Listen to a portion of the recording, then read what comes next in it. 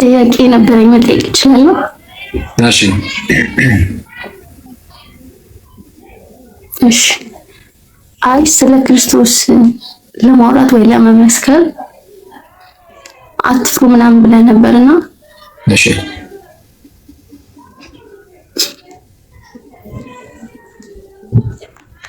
እኔ ደግሞ መመስከር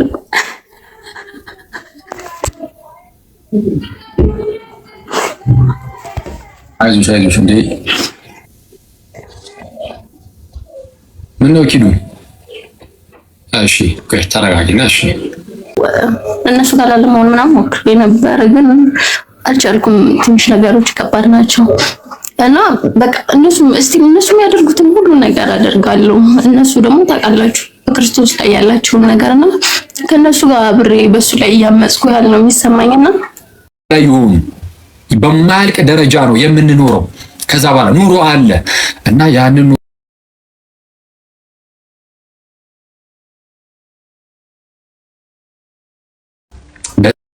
በጣም አደገኛ ቅጣት አንዳንዶች እንደሚመስላቸው የማያንቀላፋትን ኑሮ ይነክሳል አይነክስም፣ እባብ መጥቶ ይነድፋል አይነድፍም ነው አይደል? እባብ ይነድፋል አይነድፍም ማለት እሱ አይደለም ትልቁ ቁም ነገር። አየህ የሆነ ጊዜ ላይ አይቼ ነበር በአኒሜሽን የተሰራ እንደው ለማስተማሪያነት ሊሆን ይችላል። በጣም በቃ ነፍሱ ተጨንቃ አንዱ ምናምን ነፍሱ ስትወጣ ከላዩ ላይ በፊት የሚጠጣ ሴቶችን የሚያተራምስ ምናምን ሰው ይሆንና ቁማርተኛ ይሆንና ከዛ ነፍሱ ስትወጣ በቃ ሲኦል የምትገባው ተብሎ በጣም የሚያስጨንቅ አይነት ቪዲዮ ነው። ግን በቃ ሲኦል ውስጥ ምናምን ሲከቱ አይነት የሆነ የእሳት አይነት ነገር ምናምን ሰይጣናት ይዘውት ምናምን እንደዚህ አይነት ቪዲዮ አይታችኋል? እና በዚህ መልኩ አኒሜሽኖች ይሰራሉ እና እሱ በጣም ቀላል ነው። እሱ በአይን የምታየው እንደዚህ አይነት ነገር በጣም ቀላል ነው እና በጣም ከባዱ ግን ምንድነው? እግዚአብሔርን ጭራሹን ማጣት። እግዚአብሔርን ጭራሹን ማጣት እሱ ነው ትልቁ ቅጣት። ትልቁ ቅጣት በቃ እግዚአብሔርን አታገኙ፣ ታጣዋለህ፣ እግዚአብሔርን ታጣዋለህ። እና ኢየሱስን ማጣት በጣም ከባድ፣ ክርስቶስን በስማ እና ምንድነው ጌታችንን እንዳናጣው እግዚአብሔርን እንዳናጣው በዚህ በምድር ላይ በምንኖርባት ጊዜ እንደው በጣም እኮ እንደው ክንፍ አብቅለህ ብረር እኮ አይደለም፣ እንብረር እኮ አይደለም። ኦኬ ደመና ጠቅሰን እንሂድ እኮ አይደለም። እንደዛ እኮ እናድርግ እኮ አላልን። እንደዛ አድርጉ ተብሎ እኮ እንደዛ አልተጠበቀብንም። ኦኬ በቅድስና ውስጥ በጣም ያለፉ ሰዎች እንደዚህ ነገር ያጋጠማቸው ሰዎች ይኖራሉ። አንተ ግን በዛ ደረጃ እንኳን አይደለም። እኛ እንደዛ ነው የሚጠበቅብን። በቃ በዚህ በምድር ላይ ስትኖር ክርስቶስን በልብ ይዘህ ኑር፣ ክርስቶስን እያሰብክ ኑር። ኦኬ ለሰዎች ፍቅር ይኑር። ከዛ በኋላ ሰዎች ላይ ክፋትን አታድርግ። ኦኬ ሰዎች ላይ ክፋትን አታድርግ። በተቻለ አቅም እግዚአብሔርን ውደደው፣ ክርስቶስን ውደደው፣ ሰዎችን ውደድ። በቃ ይህንን ካደረገ እግዚአብሔርን ከወደድክ ወይም ጌታ ኢየሱስን ኦኬ ጌታን እርሱን ኢየሱስ ክርስቶስን የማይወድ ቢኖር የተረገመ ይሁን።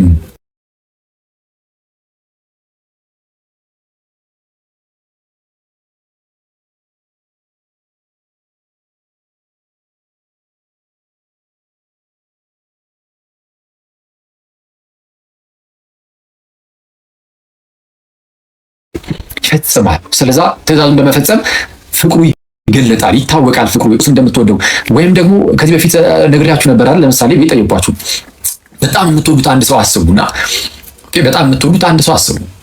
እናት፣ አባት፣ ወንድም፣ እህት፣ ባል፣ ሚስት፣ ልጅ፣ አንድ ዝም ብላችሁ በጣም የምትወዱት ሰው አስቡና ያንን ሰው ብታስከፉት የራሳችሁ ጥፋት ሆኖ የዛ ሰው አይደለም የራሳችሁ ጥፋት ሆኖ እና ብታስከፉትና ያ ሰው በጣም አዝኖባችሁ ቢያለቅስ ማልቀሱ የሚያሳየው ያው ማዘኑን ነው አይደለ? በደንብ በማዘኑን የሚያሳይ ነው ማልቀሱ። ይህንን ብታዩ አታለቅሱም ማለት ያ ሰው ባያለቅስም ግን ልቡን እንደሰበራችሁት ወይም እንዳሳዘናችሁት ብታውቁ እንደው ባታለቅሱ እንኳን በጣም ልባችሁ አይሰበርም? ልባችሁ እናንተ ልብ አይሰበርም? በጣም የምትወዱ ሰው ከሆነ የማትወዱ ከሆነ እንግዲህ አይታወቅም፣ ልብ ሊጨክን ይችላል። ኦኬ ማትወደው ይነሲስ ያናር ወይ ብዙም ማትቀርበው ማለት ነው። ማትወደው ሰው መኖር አይችልም፣ ግን ብዙም ማትቀርበው። አንዳንድ ጊዜ ግን በጣም ኢንቲሜት ትሆንና ከስጋ አንፃር በጣም የምትቀርበው ሰው ደግሞ ይኖራል። ኦፍ ኮርስ አይደለ? ጌታ ይወደው የነበረው ደቀ መዝሙር ተብሎ ለምሳሌ አንድ ስም ተነግሯል ፎር ዛ ማተር።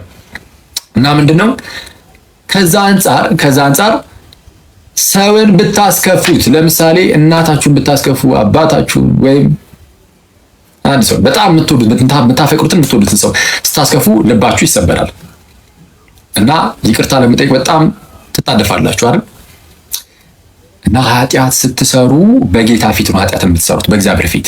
እሺ ኃጢአትን ስትሰሩ በማን ፊት ነው ኃጢአትን የምታደርጉት? በእግዚአብሔር ፊት። ለዛ ነው መዝሙረኛው ዳዊት ምን ብሎ የሚናገረው? አንተን ብቻ በደልኩ በፊትህም ኃጢአትን አደረግሁ። አንተን ብቻ ነው የበደልኩት እግዚአብሔር አምላክ ሆይ የበደልኩት አንተን ብቻ ነው፣ ኃጢአትን የሚያደርኩት በፊትህ ነው። ስለዚህ አሁን በእግዚአብሔር ፊት ኃጢአት ማድረግ አለ። ኃጢአትን ስታደርግ በእግዚአብሔር ፊት ነው የምታደርገው። የምትበድለውም እርሱን ነው። የምትበድለው እርሱን ከሆነ የምልክ ኃጢአት እንደሰራ ስታውቅ በዛ ደረጃ ትሰበራለህ። የማን ልብ ይሰበራል? ኃጢአት ሰራው ብለህ ታለቅሳለህ። ኦኬ። እና ንስሐ ለመግባት በጣም ትጣደፋለህ፣ ትሯሯጣለህ። ይቅርታ ለመጠየቅ እግዚአብሔርን ጌታን ይቅርታ ለመጠየቅ ኢየሱስን አስበው። ክርስቶስ ኢየሱስ አንተን ከኃጢአት ቀንበር ነፃ ለማውጣት የከፈለውን ታውቀዋለህ። ፈጥሯል። አንደኛ ሰው አድርጎ ፈጥሯል። ሲቀጥል ደግሞ አንተን በኃጢአት እንዳትገዛበት፣ ኦኬ፣ ኃጢአት አንተን እንዳይገዛ እርሱ ያንተን ኃጢአት ተሸክሞ በመስቀል ላይ ተሰቀለ። ከዛ ለአንተ ጸጋውን ሰጠህና ኃይል እንዲኖር አደረገ። ስለዚህ አሁን ኃይልን ሰጥቻለሁ በል ልጄ፣ ኃጢአት እንዳይገዛ፣ ኦኬ፣ ኃጢአት በአንተ ላይ እንዳይሰለጥን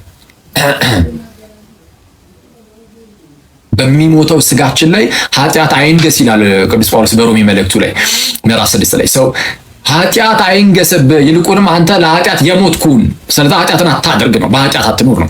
እንደዛ እንዳትሆን እኔ እንደዚህ አድርጌልሃለሁ በርታ ብሎ አንተ ኃጢአትን ታደርጋለህ፣ እናደርጋለን። ከዛ ኃጢአትን አድርገህ ጌታዊ ይቅርታ ብለህ ልብስ ብር ብሎ ወደ ጌታ ትሮጣለህ፣ ንስሐ ትገባለህ። ካልገባ ክርስቶስን ታዲያ ምን አለ የምትወደው? ስለዚህ የመውደድ እንትኑ ደረጃው በጣም ትንሽ ነው ማለት ነው። በቃ ያስታውቃል። እንደዛ ነው። በነገራችን ላይ እሱን ነው የሚያሳየው። ዝም ብለህ ኢየሱስን ወደዋለሁ ስላልክ ብቻ አይደለም፣ ኢየሱስን ወደዋለሁ ስላልክ ብቻ አይደለም። ስለዚህ መገለጥ አለበት። ኢየሱስን የምንወደው ከሆነ መገለጥ አለበት። በምን ይገለጣል? ባጠፋው ቁጥር፣ ባሳዘንኩ ቁጥር፣ ለምሳሌ ቶሎ ብዬ ሄጄ ይቅርታ መጠየቅ፣ ንስሐ መግባት። ስጋዬን ብላ ደሜን ጠጣ ብሎኝ የለ በቃ እሺ ብዬ ስጋውን መብላት ደሙን መጠጣት፣ በዚህ ፍቅሩ ይገለጻል። ኦኬ። አንድ ነገር ግን ላሳውቃችሁ። ለምሳሌ በስጋ እንደዚህ ቅርብ የሆኑ ቤተሰቦቻችሁን እንግዲህ አብራችሁ በጣም ከመቀራረባችሁ የተነሳ ፍቅራችሁ በጣም ከፍ እያለ ይሄዳል። ከጌታ ጋር በጣም መቀራረቡ ከሌለ ፍቅሩ ቀስ እያለ ሊጨምር የሚችለው እና ስለዛ ችግር የለም። ይሄ በጣም ጤናማ ነው፣ ኖርማል ነው። በአንድ ጊዜ እግዚአብሔርን ጥግ ድረስ ላፍቅረው አይባልም ማለት ትችላለህ። እንደዛ የሚቻል አይመስለኝም። ማለት የእግዚአብሔርን ፍቅር በልብህ የሚያፈሰው እግዚአብሔር ነው መንፈሱ። ግን ያ ፍቅር ደግሞ እየጨመረ ይሄዳል። በምን መልኩ? ከእግዚአብሔር ጋር ጊዜን ባሳለፍክ ቁጥር፣ አየህ፣ ከእርሱ ጋር ጊዜን ባሳለፍክ ቁጥር፣ እርሱን ባከበርከው ቁጥር፣ ኦኬ፣ አድርግ ያለህን ባደረግክ ቁጥር። ለምሳሌ ኢየሱስ እንዳልኩ ስጋዬን የበላ ደሜን የጠጣ እያለ ተናግሯል። ስጋዬን የማይበላ ደሜን የማይጠጣ እኔ በእርሱ አልኖርም እርሱም በእኔ አይኖርም እንዳለ፣ ኦኬ፣ ስጋዬን የበላ ደሜን የጠጣ እኔ በእርሱ እኖራለሁ እርሱም በእኔ ይኖራል እንዳለ፣ ሰው ይህንን ትእዛዝ አሜን ብለህ ተቀብለህ ወደ ቅዱስ ሚስጥር በመቅረብ ወደ ቅዱስ ቁርባን በመቅረብ፣ ኦኬ፣ ንስሐ በመግባት በፍቅር እንዲህ እያደክ መሄድ ይቻላል። እና ልክ እያደግን ስንሄድ ያኔ እንደነዚህ ነገሮች ሁሉ ያኔ እየመጡ ይሄዳሉ። ስለዚህ አሁን በአንዴ ዛ ስቴጅ ላይ እንድረስ አላልኩም፣ እንደዛ ላይሆን ይችላል። ግን ቢያንስ አሁን ምን መነሳት አለብን። ኢየሱስን መውደድ ለእኛ ለክርስቲያኖች አማራጭ አይደለም። ኢየሱስን አለመውደድ ሼም ነው፣ በጣም የሚያሳፍረው ለክርስቲያን። ክርስቶስን አለመውደድ ሳይሆን በትንሹ መውደድ ለእኛ በጣም የሚያሳፍር ነው። እወደዋለሁ የሚል የአፍ የአንደበት ብቻ ንግግር ሳይሆን አሁን እሱን ያዝ እናደርገውና እሱ እንዳለ ሆኖ ደግሞ በተግባር ደግሞ መገለጥ አለበት። ክርስቶስን እንደምንወደው የኔ ተወዳጆች፣ እንግዲህ ክርስቶስ ልክ ጳውሎስ እንደሚናገረው ነው በገላትያ መልእክቱ ላይ ዳግም ክርስቶስ በልባችሁ እስኪሳል ድረስ ብሎ እንደተናገረው ማለት ነው። ጌታችን ዳግም በልባችን ሊሳል ይገባዋል እና ክርስቶስ በልባችን የምርም ተስሎ ብሄርንበት ቦታ ሁሉ አየህ፣ ምንም ነገር ሳትጠብቅ ልብ ላይ አንዴ ከተሳለ ልብህ ሁሌም ካንተ ጋር ስለሆነ ልብህ ላይ የተሳለውን ኢየሱስን ሁሌም እያነገስከው እንድትኖር ሁሌ ክርስቶስን እንድናስበው ምንድነው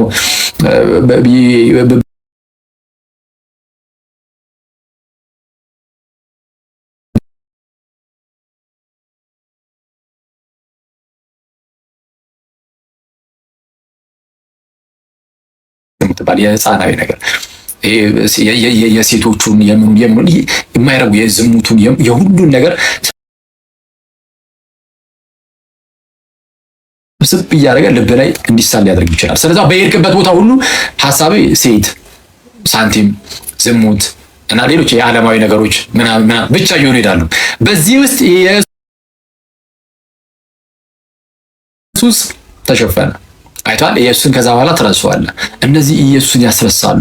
ኢየሱስን ከልብህ ላይ አንስተው አንደበት ላይ ብቻ ያስቀምጡብሃል። ኢየሱስ አንደበት ላይ ብቻ ቢቀመጥ ምን ዋጋ አለው? የኔ ተወዳጆች፣ ሰው መሳል ያለበት ልባችን ላይ ነው። ኦኬ፣ ዳግም ኢየሱስ በልባችን ሊሳል ይገባዋል እና ስለዚህ አብዝተን ስለ ክርስቶስ ልናስብ ይገባል። ቅዱስ ጳውሎስ እንደውም ዛሬ የተነበበው የወንጌል ክፍል ላይ ምን ይላቸዋል? የኮሪንቶስን ምዕመናን እንደዛ እንኳን የሆኑትን ማለት የኮሪንቶስ ቤተክርስቲያኑ ውስጥ የነበሩ ሰዎች ታውቃላችሁ፣ በጣም ደካሞች ናቸው፣ እንደኛው ናቸው እና ምን ይላቸዋል? እንደዚህ ነው ብሎ የሚጀምረው መልእክቱን ሲጀምር በእግዚአብሔር ፈቃድ የኢየሱስ ክርስቶስ ሐዋርያ ሊሆን የተጠራ ጳውሎስ ወንድሙም ሶስቴንስ በኮሪንቶስ ላለች ለእግዚአብሔር ቤተክርስቲያን በክርስቶስ ኢየሱስ ለተቀደሱት የእነርሱና የእኛ ጌታ የሆነውን የጌታችንን የኢየሱስ ክርስቶስን ስም በየስፍራው ከሚጠሩት ሁሉ ጋር ቅዱሳን ለመሆን ለተጠሩት ከእግዚአብሔር በጣም ድንቅ ሐዋርያ፣ በጣም ክቡር የሆነ አቻል አጀማመሩ ራሱ እንዴት ነው ደስ የሚለው! የሆነ የሚያረካ ነገር አለው ክርስቶስን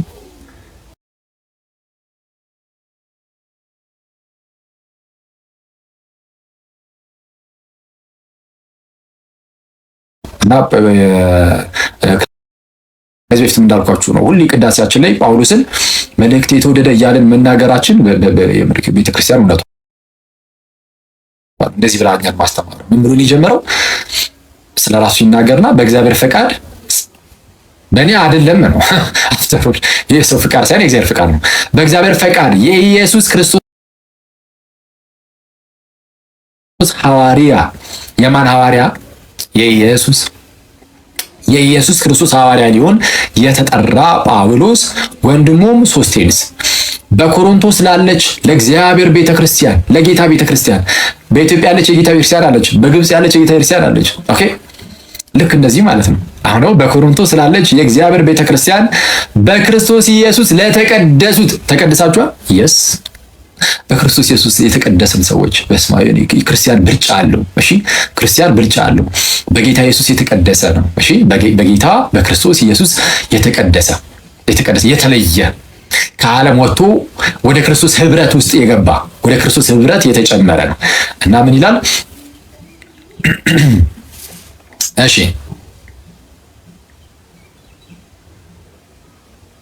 እንደዚህ ይላል በክርስቶስ ኢየሱስ ለተቀደሱት የእነርሱና የእኛ ጌታ የሆነውን የጌታችንን የኢየሱስ ክርስቶስን ስም በየስፍራው ከሚጠሩት ሁሉ ጋር ቅዱሳን ለመሆን ለተጠሩት።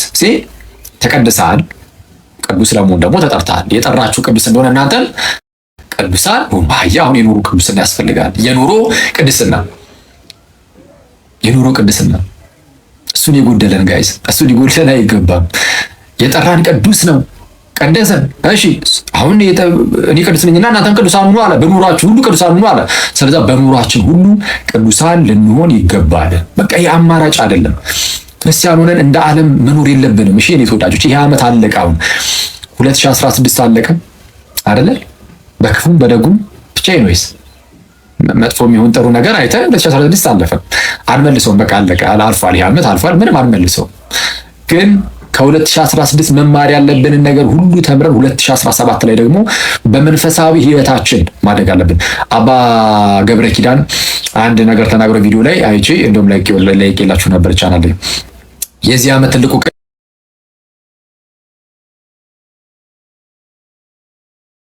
በክርስቶስ መደሰት ነው ያሉት እና በጌታ ያው በጣም ደስ የሚል ጳውሎስ በጌታ ደስ ይበላችሁ አለ። ይሄ ማለት ምን ማለት መሰላችሁ? የተወዳጆች ደስታን ፈልጋችሁ ገንዘብ ጋር አይደለም የምትሄዱት። ደስታን ፈልጋችሁ ሴቶች አይደለም የምትሄዱት፣ ወይም ደስታን ፈልጋችሁ ዓለም ጋር አይደለም የምትሮጡት የኔ ተወዳጆች። ሰላምን፣ ደስታን ምናምን ነገር ፈልጋችሁ ማን ጋር ትሄዳላችሁ ማለት ነው? ጌታችሁ ኢየሱስ ጋር ጌታ ኢየሱስ ጋር። ስለዛ በጌታ ደስ ይበላችሁ እንዳለ ቅዱስ ጳውሎስ በፊልጵስዩስ መልእክቱ ላይ አባ ገብረ ኪዳን ምን አሉ? ይሄ በዚህ በአዲሱ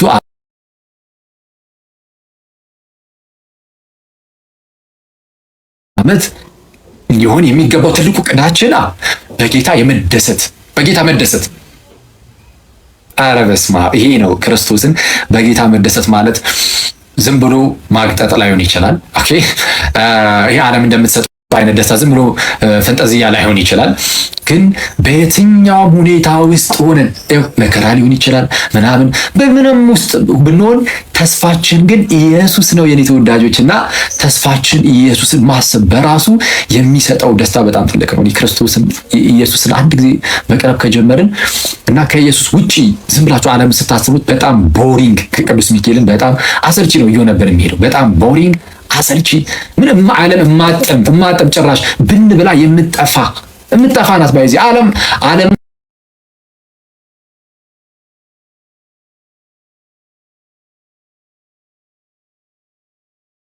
የሚያደርግ እና እንደዚህ ብን ብሎ በሚጠፋ ለዘላለም ለኛ በማይሆን ነገር ደስታን እዛ ላይ መመስረት ነው አንችልም።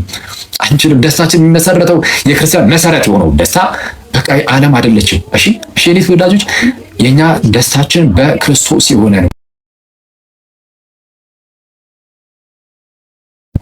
ይህም ደስታ የተባረከውን ተስፋችንን ኢየሱስን የእርሱን የክብሩን መገለጥ መጠበቅ ነው።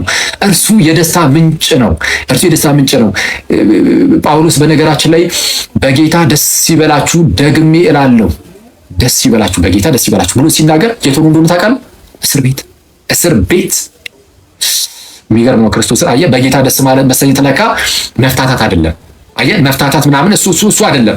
እሱ የጌታ ደስታ አይደለም። መፍታታት ወደዚህ ወደዛ እንትን ኖ አይደለም።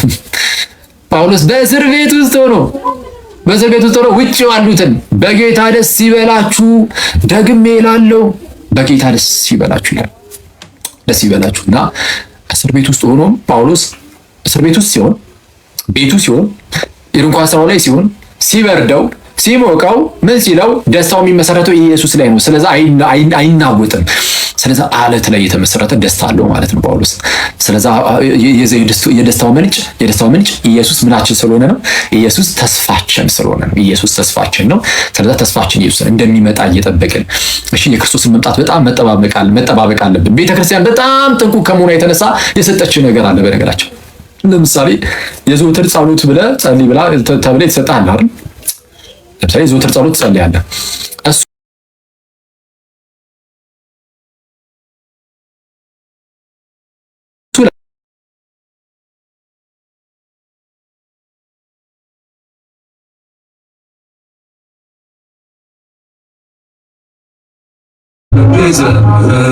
ኦኬ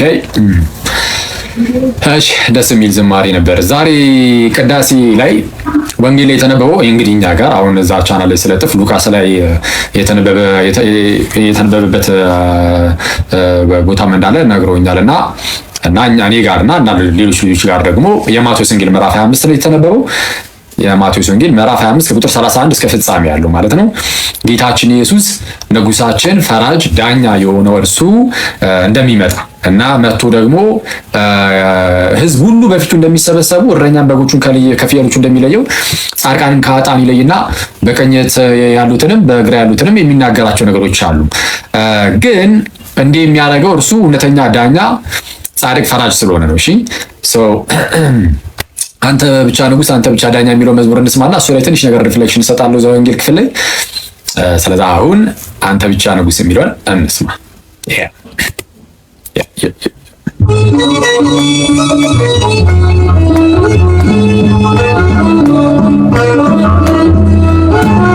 እናንተ ጋር ምን የተነበበው ማቴዎስ ወይስ ሉቃስ?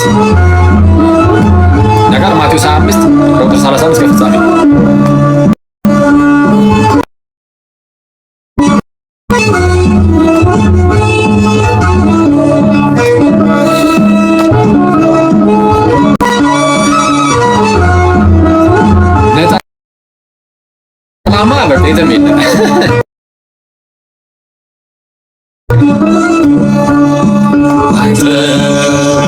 ብቻ ንጉሥ አንተ ብቻ ዳኛ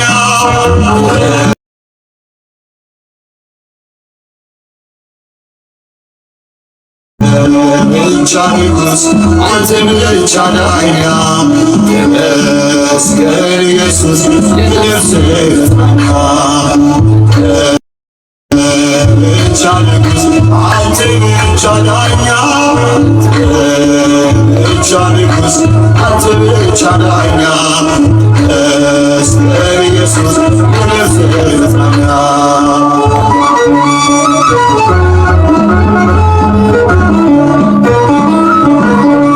ስለ ፍቅርህ ማመስገን አይሆን ካሳ እስከ ሽረት ስምክ ባነሳ አግግሬ አይሆን ካሳ እንግኬር ስምክ ባነሳ አንተ ብቻ ንጉሥ አንተ ብቻ ዳኛ አንተ ብቻ ንጉሥ አንተ ብቻ ዳኛ መስቀል ኢየሱስ የነፍሴ መጽናኛ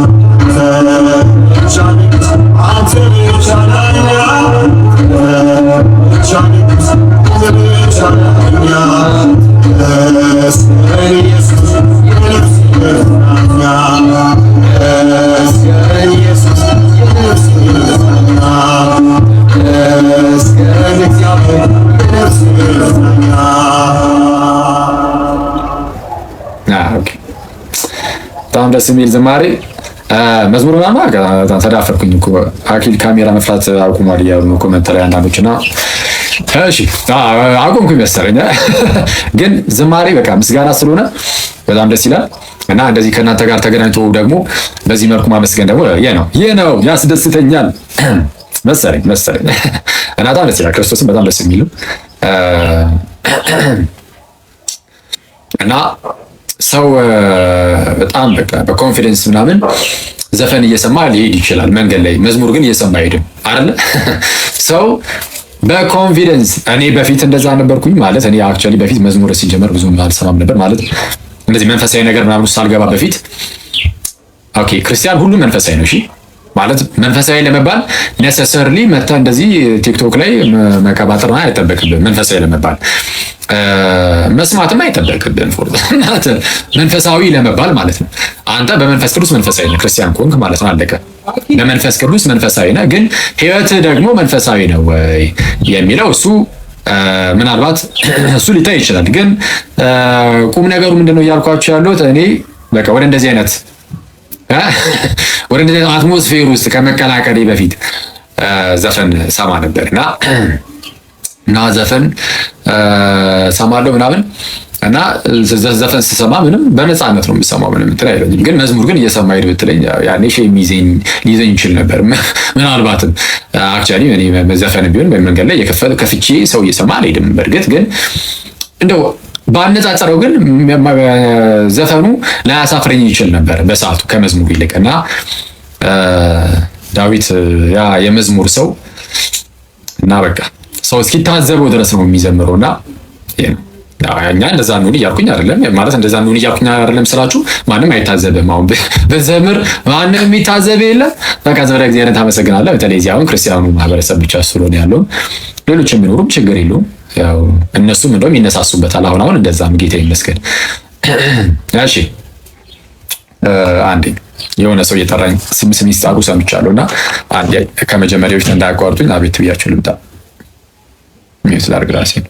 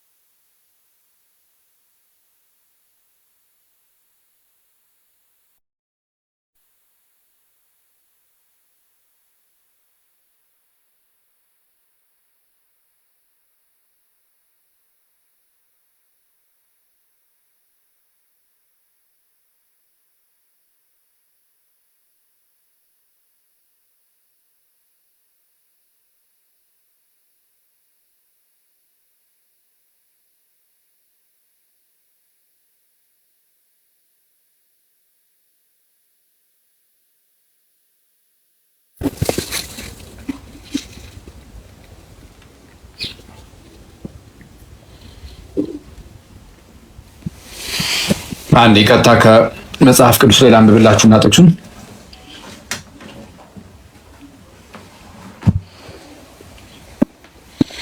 ምንድነው እናንተ ጋር የተነበበው ማቴዎስ ወይስ ሉቃስ? ቅድም ጠይቂያችሁ አላየሁትም።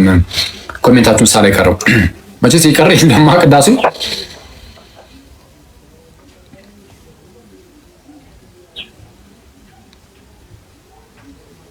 ማቴዎስ 25 ማቴዎስ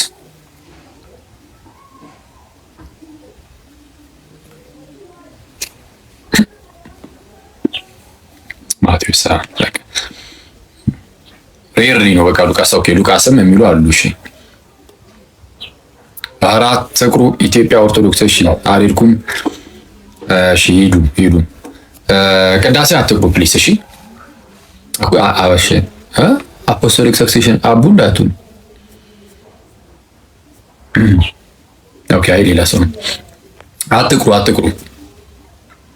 ቅድሚያ ከምንም ነገር ቅድሚያ ለቅዳሴ ስጡ። ቅዳሴ ያስፈልጋል። የማህበር ጸሎት ነው፣ የህብረት ጸሎት ነው። ከቤተክርስቲያን ቅዳሴ ላይ መቅረት በጣም ከባድ ነው። ቤዛን እንዳትገቡ አትቅሩ። በእርግጥ አሁን ውጭ አካባቢ ያላችሁ ሰዎች አሁን ነው መሰለኝ ገና ወደ ቅዳሴ የሚሄዱት ምናምን፣ ወደዛ በተለይ ወደ አሜሪካው ምናምን ያሉት አሁን ወደ ቅዳሴ እነሱ የሚገቡበት ሰዓታቸው ሌሊት ነው እዛ ይመስለኛል። ስንት ሰዓት እዛ በቃ ይሄ አሁን በእኛ ሌሊት 10 ሰዓት እንደምንለው ልክ እንደዛ አካባቢ ላይ ይመስለኛል ያሉት። ስለዛ እዚህ ኢትዮጵያ ውስጥ ያላችሁ እናንተ ጠብሶች ምርጦች እናንተ ግን አትቅሩ። እሺ እና ቅዳሴ አትቅሩ ብቻ አይደለም። በዚህ ሰው ቅዳሴ የሚያስቀድሰው ያው ከቅዱስ ሚስጥር ለመካፈል ስለሆነ ወደ ቅዱስ ሚስጥርም ደግሞ ቀስ በቀስ መቅረብ አለብን ማለት ነው ሁላችንም። እሺ መስማ ሉሳሩ አምላክ አሜን። እሺ ማቴዎስ ወንጌል ከጳውሎስ መልእክት ሴቱን የተነበበው ወደ ቆሮንቶስ ሰዎች የመጀመሪያው መልእክት የመጀመሪያው ምዕራፍ ከመጀመሪያው ቁጥር ጀምሮ ያለው ነው። እናንተ ጋር አንድ ቆሮንቶስ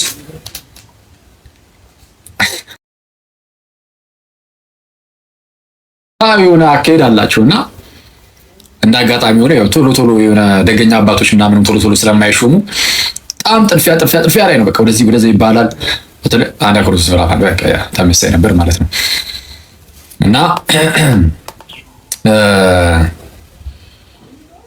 እና የሆነ በማህበረሰቡ በዛች በቸርቿ ውስጥ በኮሮንቶስ ያለችው የጌታ ቤተክርስቲያን ላይ አንዳንድ ችግሮች ይታዩ ነበር። ያው ችግሮች ሊታዩ ይችላሉ እንደዚህ ሎካል ቸርቾች ላይ ምንም ችግር የለም። ምክንያቱም ውስጥ ላይ ካሉት ሰዎች አንፃርም ምናምን በሚለው ማለት ነው። እና አፕሮች የሚያደርግበት መንገድ ግን በጣም የሚያስገርምኝ ቅዱስ ጳውሎስ እነሱን አፕሮች የሚያደርግበት መንገድ በጣም ያስደንቃል። እሱንም እናነበው ይሆናል። ማቴዎስ ላይ ያለው ግን እንዲህ ይላል። ከወንጌል ስንጀምር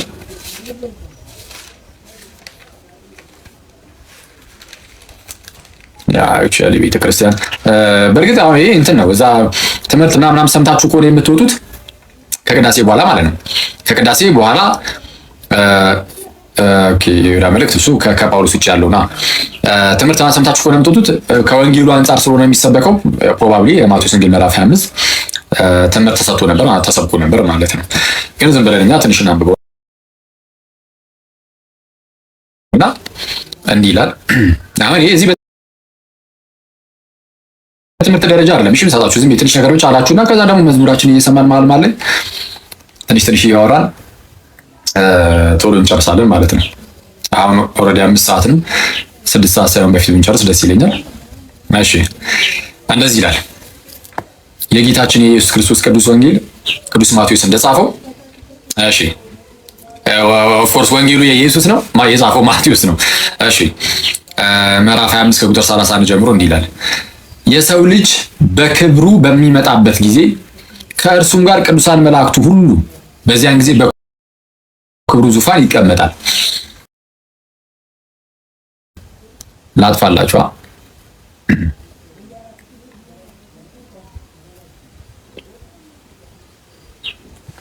እሺ እንዲህ ይላል ቁጥር 31 የሰው ልጅ በክብሩ በሚመጣበት መቼ ወደ አንተ መጣ? ንጉሡም መልሶ እንዲህ ይላቸዋል፣ እውነት እላችኋለሁ ከሁሉ ከሚያንሱ ከእነዚህ ወንድሞቼ ለአንዱ እንኳ ስላደረጋችሁት ለእኔ ያደረጋችሁት ይላቸዋል። በዚያን ጊዜ በግራ ያሉትንም ደግሞ ይላቸዋል፣ እናንተ ርጉማን ለሰይጣንና ለመላእክቱ ወደ ተዘጋጀ ወደ ዘላለም እሳት ከእኔ ሂዱ። ለማን የተዘጋጀው የዘላለም እሳት? ለሰይጣንና ለመላእክቱ ነው የተዘጋጀው። ግን በምድር ላይ ስትኖር ሰይጣንና መላእክቱን ብቻ እየተከተልክ የምትኖር ከሆነ የነሱ ወዳጅ የጌታ ወዳጅ ሳይሆን እናንተ የጌታ ወዳጆች ናቸው አይደል? ሰው ግን የጌታ ወዳጅ ሳይሆን ይልቁንም የሰይጣን ወዳጅ የሰይጣንና የመላእክቱ የሰይጣን መላእክት ማለት ነው ወዳጅ ሆነ የምትኖር ከሆነ ኑሮህንም ከነሱ ጋር ታደርጋለህ። የምትረጥከው እነሱን ከሆነ የምትወደው እነሱን ከሆነ በቃ ከነሱ ጋር እንድትኖር ጌታ አሳልፎ ይሰጣል ማለት ነው። ጌታ አሳልፎ ይሰጣል። ምን ከሆነ አንተ የጌታ ወዳጅ ሳትሆን የሰይጣንና የመላእክቱ የሰይጣን መላእክት ወዳጅ ከሆንክ ማለት ነው። ኦኬ አሳልፎ ይሰጣል፣ ለዘላለም ከነርሱ ጋር ትሆናለህ። ስለዛ ምን አለ ጌታችን ኢየሱስ? እናንተ ርጉማን ለሰይጣንና ለመላእክቱ ወደ ተዘጋጀ ለሰይጣንና ለመላእክቱ ወደ ተዘጋጀ ወደ ዘላለም እሳት ከእኔ ሂዱ። ለምን? ተርቤ አላበላችሁኝምና፣ ተጠምቼ አላጠጣችሁኝምና፣ እንግዳ ሆኜ አልተቀበላችሁኝም፣ ታርዤ አላለበሳችሁኝም፣ ታምሜ ታስሬም አልጠየቃችሁኝም። ከእነርሱም ደግሞ ይመልሱና ጌታ ሆይ ተርበ ወይስ ተጠምተ ወይስ እንግዳ ሆነ ወይስ ታርዘ ወይስ ታመ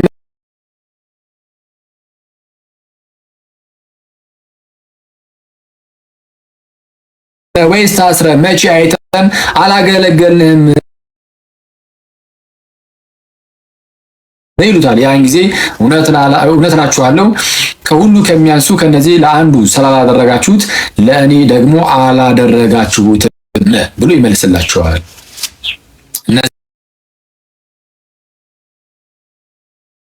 እዚያም ወደ ዘላለም ቅጣት፣ ጻድቃን ግን ወደ ዘላለም ሕይወት ይሄዳሉ ይላል። ጻድቃን ወደ ዘላለም ሕይወት ሲሄዱ እነዛ ወደ ዘላለም ሞት ይሄዳሉ።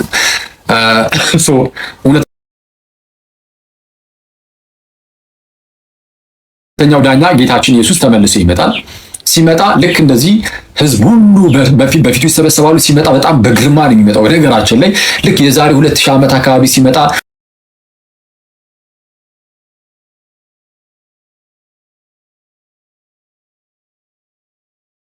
በግርግም ከእመቤታችን ከቅድስት ድንግል ማለት ከእመቤታችን ከቅድስት ድንግል ማርያም ተወልዶ በግርግም እንደታየው ልክ እንደዛ አይደለም። ኦኬ እና በእመቤታችን ቅፍ እንደታየ ሰባ ሰገል መተው ሕፃን ሆኖ ቢያዩትም ተንበርክከውለታል። እርግጥ ነው ትክክል፣ ግን በዛ መልኩ አይደለም። አሜን ይልና እነሆ ከደመና ጋር ይመጣል ጌታችን፣ እነሆ ከደመና ጋር ይመጣል፣ ዓይንም ሁሉ የበጉትም ሁሉ ያዩታል፣ የምድርም ወገኖች ሁሉ ስለ እርሱ ዋይ ዋይ ይላሉ። አዎን አሜን። ያለውና የነበረው የሚመጣውም ሁሉንም የሚገዛ ጌታ አምላክ አልፋና ኦሜጋ እኔ ነኝ ይላል ብሎ ይናገራልና ጌታችን ኢየሱስ በታላቅ ክብር ይመጣል እና ጌታ ኢየሱስ ሲመጣ ሰው ሁሉ ያየዋል፣ ዓይን ሁሉ ያየዋል።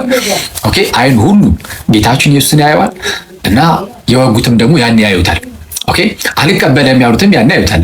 ጌታ አይደለህም ያለውም ያን ያየዋል። ነገራችን ላይ የወጉትም ባይዜ የወጉት ጌትነቱንም የካዱ ናቸው። ስለዛ ጌታ አይደለም ያለ ሰው ሁሉ ኢየሱስን ያን ያየዋል። ኦኬ ጌትነቱን ክዶ እንዳልነበረ ኢየሱስ ግን በታላቅ ክብር ጌታ እንደመሆኑ ማለት ነው በታላቅ ጌትነትና ክብር ይገለጣል እና ሲገለጥ የምድር ሕዝብ ሁሉ በፊቱ ይሰበሰባልና እረኛ በጎቹን ከፍየሎቹ እንደሚለይ ጌታችን ኢየሱስ ይለያቸዋል። በቀኝ የሚያኖራቸው አሉ፣ በግራ የሚያኖራቸው አሉ። በቀኝ የሚያኖራቸውን ፍሬ እንዳፈሩ ይነግራቸዋል። ኦኬ በቀኝ ያስቀመጥኳችሁ እንደው ኃጢአት ስላልሰራችሁ ነው ሳይሆን እንደውም ከሱ አለፍ ብለን ፍሬን አፍርታችኋል።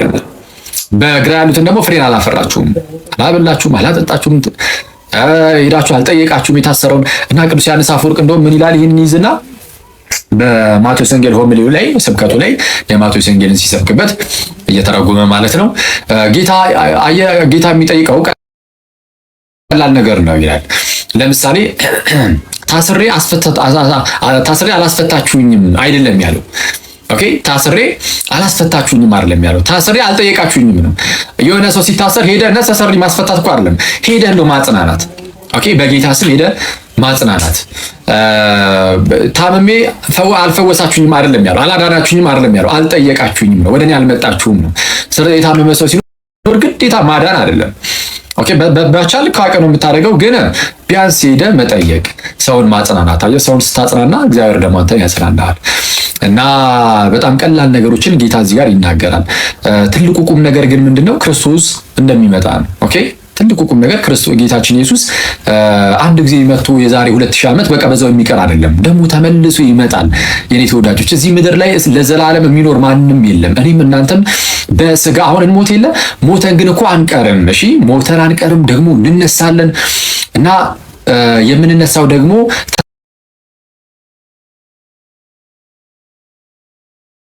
ተስፋችን ኢየሱስ ሲመጣ ነው። ተስፋችን ኢየሱስ ነው። ኢየሱስ ሲመጣ እንነሳለን፣ ለዘላለም ደግሞ ከእርሱ ጋር እንኖራለን። ለዘላለም ከእርሱ ጋር ሊያኖረን ሊወስደን ተስፋችን ኢየሱስ ይመጣል። ኦኬ ተስፋችን ኢየሱስ ይመጣል እና ክርስቶስ የሚመጣ ከሆነ እና እኛም ደግሞ ለዘላለም የምንኖር ከሆነ እንግዲያውስ ለዘላለም መኖር እንዴት ለዘላለም እንደሚኖሩ አይነት ሰዎች ልንኖር ይገባል። በዚህ ምድር ላይ ሰው ለዘላለም የሚኖረው ይሄ የፕሪፓራቶሪ ክፍል ነው፣ የመሰናዶ ክፍል ነው። በህይወታችን አሁን ያለንበት ክፍል እንደ ፕሪፓራቶሪ እንደ መሰናዶ ያለ ነው። ልክ 11ኛ እና 12ኛ ክፍል ስትማሩ ፕሪፓራቶሪ ማለት ነው። ፕሬፕ ስትማሩ እሱ መሰናዶ ነው የሚባለው አይደለ? ኦኬ ማዘጋጃ ለየትኛው? ለግቢ ለዩኒቨርሲቲ ማለት ነው። ሶ ኮሌጅ ጆይንስ የምታደርጉት ይህን የፕሪፓራቶሪውን የመሰናዶውን ያለፋችሁ እንደሆነ ነው። ልክ እንደዚህ ሁሉ ወደ ዘላለም ህይወት የምትገቡት ይህንን የፕሪፓራቶሪ ክፍል ወይም የመሰናዶ ክፍል ካለፋችሁ ነው። የምታልፉት እንዴት ነው ከተባለ በክርስቶስ ኢየሱስ ሲሆን ይህም ጌታችን ኢየሱስን መስሎ በመኖር ነው። ሰው ከክርስቶስ ጋር የሚኖር ከሆነ ክርስቶስን መስሎ የሚኖር ከሆነ ለዘላለም በዛው ከክርስቶስ ጋር ይቀጥላል ይኖራል። ሰው ግን አንድ ጊዜ ክርስቲያን ከሆነ በኋላ ራሱ ግን በጨለማ እመላለሳለሁ ቢልና ከክርስቶስ ጋር መኖርን አልፈልግም ቢል ለዘላለም የሚኖረው ክርስቶስን እምቢ ስላለው ነው። አይ ካንተ ጋር መኖር አልፈልግም ስላለ እዚህ ምድር ላይ ከዛ በኋላም ከጌታ ጋር አይኖርም። እና ይሄ እንደዚህ ሳወራችሁ ቀላል ሊመስል ይችላል። አሁን እዚህ በዚህ ሰዓት በምድር ላይ እድሉ ስላለን የመመለስ እድሉ ስላለን እንደው ከክርስቶስ ጋር መኖር ምናምን ስላችሁ ቀላል ሊመስላችሁ ይችላል። ግን ማለት ከክርስቶስ ጋር ለምሳሌ አለመኖር ከክርስቶስ ጋር የማይኖሩ ግን በህይወት ያሉ ሰዎች አሉ። እነሱን አይተህ በቃ ከክርስቶስ ጋር ባልኖርም ብለህ ልታስብ ትችላለህ። ወይም ደግሞ አለመኖርን እንደ ከባድ ነገር ላታየው ትችላለህ። ግን በጣም ከባድ ነገር ነው። እንዴት መሰላችሁ? ሰው አንድ ጊዜ ሞቶ ከተነሳ በኋላ ዘላለም ነው። ከዛ በኋላ ያለው ይሄ 1 ዓመት 2 ዓመት ወይም 1 ቀን 2 ቀን የሚባል ነገር የለም። ከዛ በኋላ ያለው በቃ ዘላለም ነው። ለዘላለም ነው የምንኖረው። ለዘላለም ስለሆነ የምንኖረው በዛ በዘላለም ውስጥ እድል እንኳን የለህም ወደ ክርስቶስ የመመለስ ወደ ፈጣሪ የመመለስ ወደ አንዱ አምላክ ኦኬ ወደ አንዱ ኃያሉ አምላክ የመመለስ እድል እንኳን አታገኝም። ያኔ መቼ አንዴ ከሞትክ በኋላና እድሉ ካመለጠ ካለፈ በኋላ ኢየሱስ ከመጣ በኋላ ጌታ ኢየሱስ ከመጣ በኋላ የመጨረሻው ፍርድ ከተፈጸመ በኋላ በቃ እድል የለህም። ጌታ ኢየሱስ መጥቶ ፍርድ ካስተላለፈ በኋላ ከዛ አታመልጥም። ለዘላለም ጌታን ታጠዋለህ። እኔ ክርስቶስን አስባችሁታል? ይህንን የሚወዳችሁን ጌታ ኢየሱስን ለዘላለም አታችሁት ትኑሩ። አተነው ብንኖር በስመ አብ ጌታ ያርግብን። የምር ማለት እንደኛ ሳይሆን ግን እንደርሱ ምህረት እንደርሱ ቸርነት ጌታ ይሄን ያርግብን እንጂ ለዘላለም ክርስቶስን በቃ እድል እንኳን በማናገኝ ደረጃ ከጌታ ጋር መኖርን ጭራሹን ልንተው። ይሄ በጣም በጣም የሚያስደነግጥ እኔ ክርስቶስን በጣም የሚያስፈራኝ እንደውም ይሄ ነው። በጣም የሚያስፈራው ሰውን በጣም ሊያስፈራ የሚገባው ይሄ እሳት ያቃጥላል ምናምን እሱ አይደለም ትልቁ ቁም ነገር። እኔ በክርስትና ይሄ በሲኦል እኮ እንደው የሚያቃጥል እሳት አለ። የሚያቃጥለው እሳት እሱ ነው። የቱ? ኢየሱስን በቃ ሙሉ በሙሉ ማጣቱ። እድል የለህም። አየህ፣ ከጌታ ጋር መኖር ጭራሽ ነው የምታቆመው። አሁን ከጌታ አንዳንዴ ራቅ ትችላለህ። ራቅ ስትል ቶሎ በንስሐ መመለስ ትችላለህ አይደለ? በንስሐ ደግሞ ትመለሳለህ። ያኔ ግን እንዲህ አይነት የንስሐ እድሜም የለህም። የንስሐ ቻንስ እድል የለህም። ስለዚህ የምታጣው ከክርስቶስ ጋር መኖርን ነው እና ከክርስቶስ ጋር ጭራሹኑ መኖርን ማጣት ለአንድ ቀን ለ2 ቀን አይደለም፣ ለ5 ዓመትና ለ10 ዓመት አይደለም። ከዛ በኋላ ይናፍቅሃል ማለት ነው። ኦኬ። እና ይሄ የዘላለም ጉዳይ ነው። 100 ዓመት አይደለም፣ 1000 ዓመት አይደለም፣ 100,000 ዓመት እንኳን አይደለም። 100,000 ዓመት አስባችሁታል? ምን ያህል ዓመት እንደሆነ? ሚሊየንስ 1 ሚሊየን ቀናት አይደለም ዓመታት፣ 1 ሚሊየን ዲኬድስ፣ 1 ሚሊየን ሴንቸሪ ለምን አንልም? እንደውም ሚሊየን ሆኖ ይሄ ምንድነው 1 ሚሊየን ነው 1000 2000 እያለ ሲሄድ ይሄ ሚሌኒየም ነው አይደል እየተባለ የሚሄደው። ስለዛ በሱ ደረጃም ቁጠሩት። ቢሊየን ትሪሊየን ዓመታት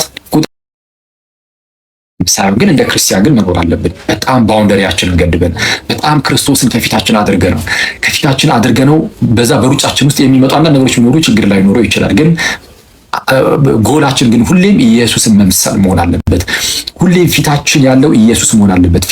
ፊታችሁ ላይ የኔ ተወዳጆች ገንዘብ ካስቀመጣችሁ የምትመሩት ሁሌም ወደ ገንዘብ ብቻ ነው፣ ወደ ኢየሱስ አያቀርባችሁም። ፊታችሁ ላይ ያሉት የማይረቡ የማይጠቅሙ የተለያዩ ነገሮች ቢሆኑ ወደ እነሱ ብቻ ነው የምትመሩ።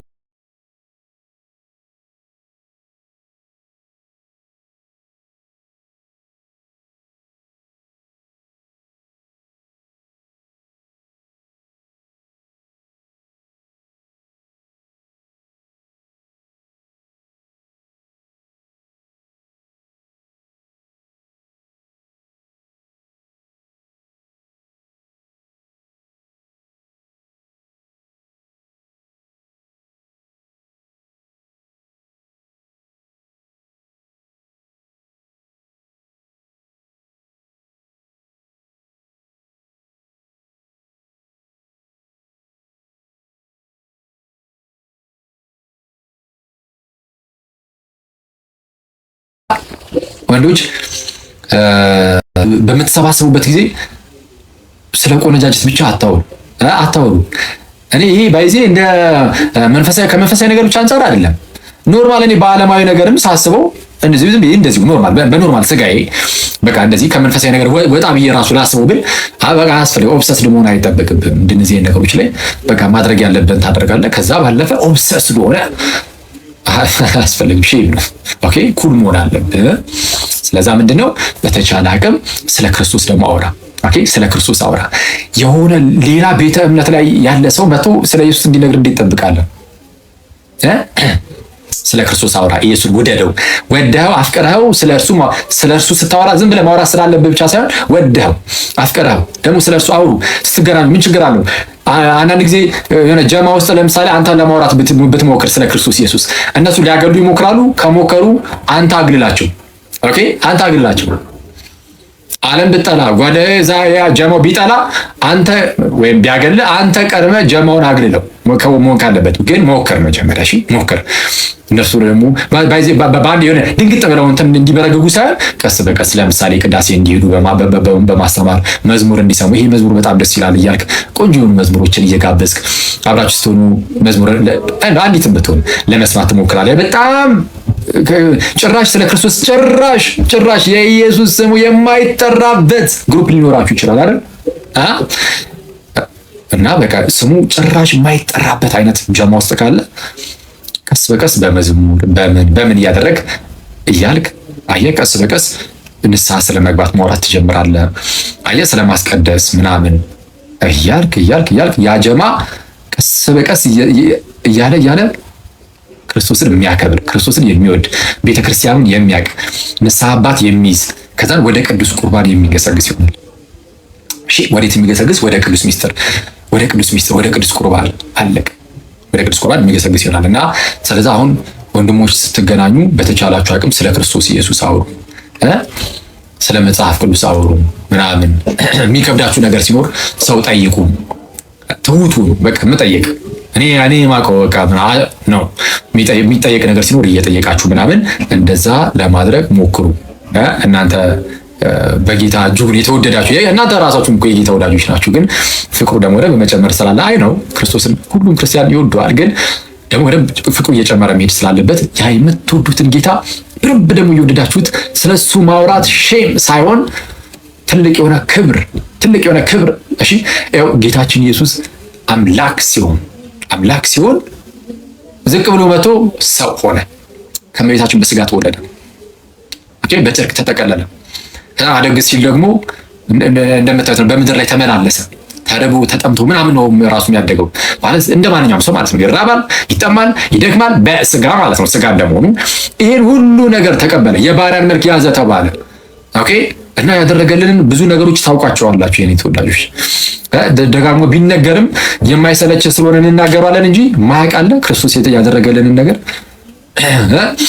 ክርስቶስ ለአንተ ሰው አልሆነልህም ማለት አምላክ ሲሆን ያንተን ስጋ አልያዘ ማለት የማይገባው ያንተ ስጋ ለሱ አይገባውም ጭራሽ። አይታል እስላሞች እኮ ይላሉ ሱብሃንአላህ የሚሉት እኮ ምን እያሉ ነው? አምላክን ወንድ ልጅ እንደዚህ እስኪባል ድረስ የሆነው ለአንተ አይደለም እንዲህ ወዳጅ። እስላም ሞክ ለማድረግ ለመቀለድ እስኪሞክር ድረስ እግዚአብሔር እንደዚህ ወደደ አንተን አይደለም? እነሱንስ አልወደዳቸው? ሞክ የሚያደርጉትን የሚቀልዱትን እስላሞችንስ ጌታችን አልወደዳቸውም? ኧረ ወዷቸዋል። ሞክ እስኪደረግበት እስኪቀለድበት የሚወድ ኧረ ማን ነው? አምላክ ሲሆን ኦኬ፣ በአፉ እስትንፋስ ዓለም ሁሉ ማጥፋት ሲችል በጥፊ የተመታለ እርሱ አይደለም ወይ? እርሱ አይደለም ምራቅ እንትፍ የተባለበት ፊቱ ላይ የአይሁድን እርኩስ ምራቅ የተቀበለው እሱ ለአንተ አይደለም ወይ? ለአንተ እኮ ነው ለራሱ። እሱማ ላድርግ ቢል እኮ ያጠፋቸው የለም ወይ? ነግሬያቸዋለሁ እኮ ከዚህ በፊት ዮሐንስ ወንጌል ምዕራፍ 18 ላይ መጡ። እንግዲህ የሮማ ወታደሮች መጡና ማንን ፈልጋችሁ ነው ብሎ ኢየሱስ መጣ። ማለት ኢየሱስ ሊይዙት ነው የመጡት፣ ጌታችንን ሊይዙት የመጨረሻው ሰዓት ደርሶ ማለት ነው። ይሁዳ ይዟቸው መጣና ማንን ትፈልጋላችሁ አላቸው። የሮማ ጭፍሮችን። የናዝሬቱ ኢየሱስን እንፈልጋለን አሉት። ኢየሱስን እንፈልጋለን ሲሉት ጌታችን ኢየሱስ የሮማ ጭፍራዎች ወታደሮች እኮ መጥተዋል፣ ፊት ለፊቱ ላይ ተከምረዋል። ጌታችን ኢየሱስ እኔ ነኝ አላቸው። እኔ ነኝ ሲላቸው ምንድን ነው የሆኑት? ሁሉም ወደኋላ ወደቁ። እኔ ነኝ በማለት ብቻ የሚጠል ጌታ እኮ ነው። ግን ስለ ሁላችን ተላልፎ መሰጠት ነበረበትና ራሱን በገዛ ፍቃዱ አሳልፎ ይሰጣል። ይህ ሁሉ ስለ እኔ እና ስለ እናንተ ነው የኔ ተወዳጆች። ስለ እኔና ስለ እናንተ ጌታ ኢየሱስ ይናገራል። ከዛ ወስዶ ተሳለቁበት።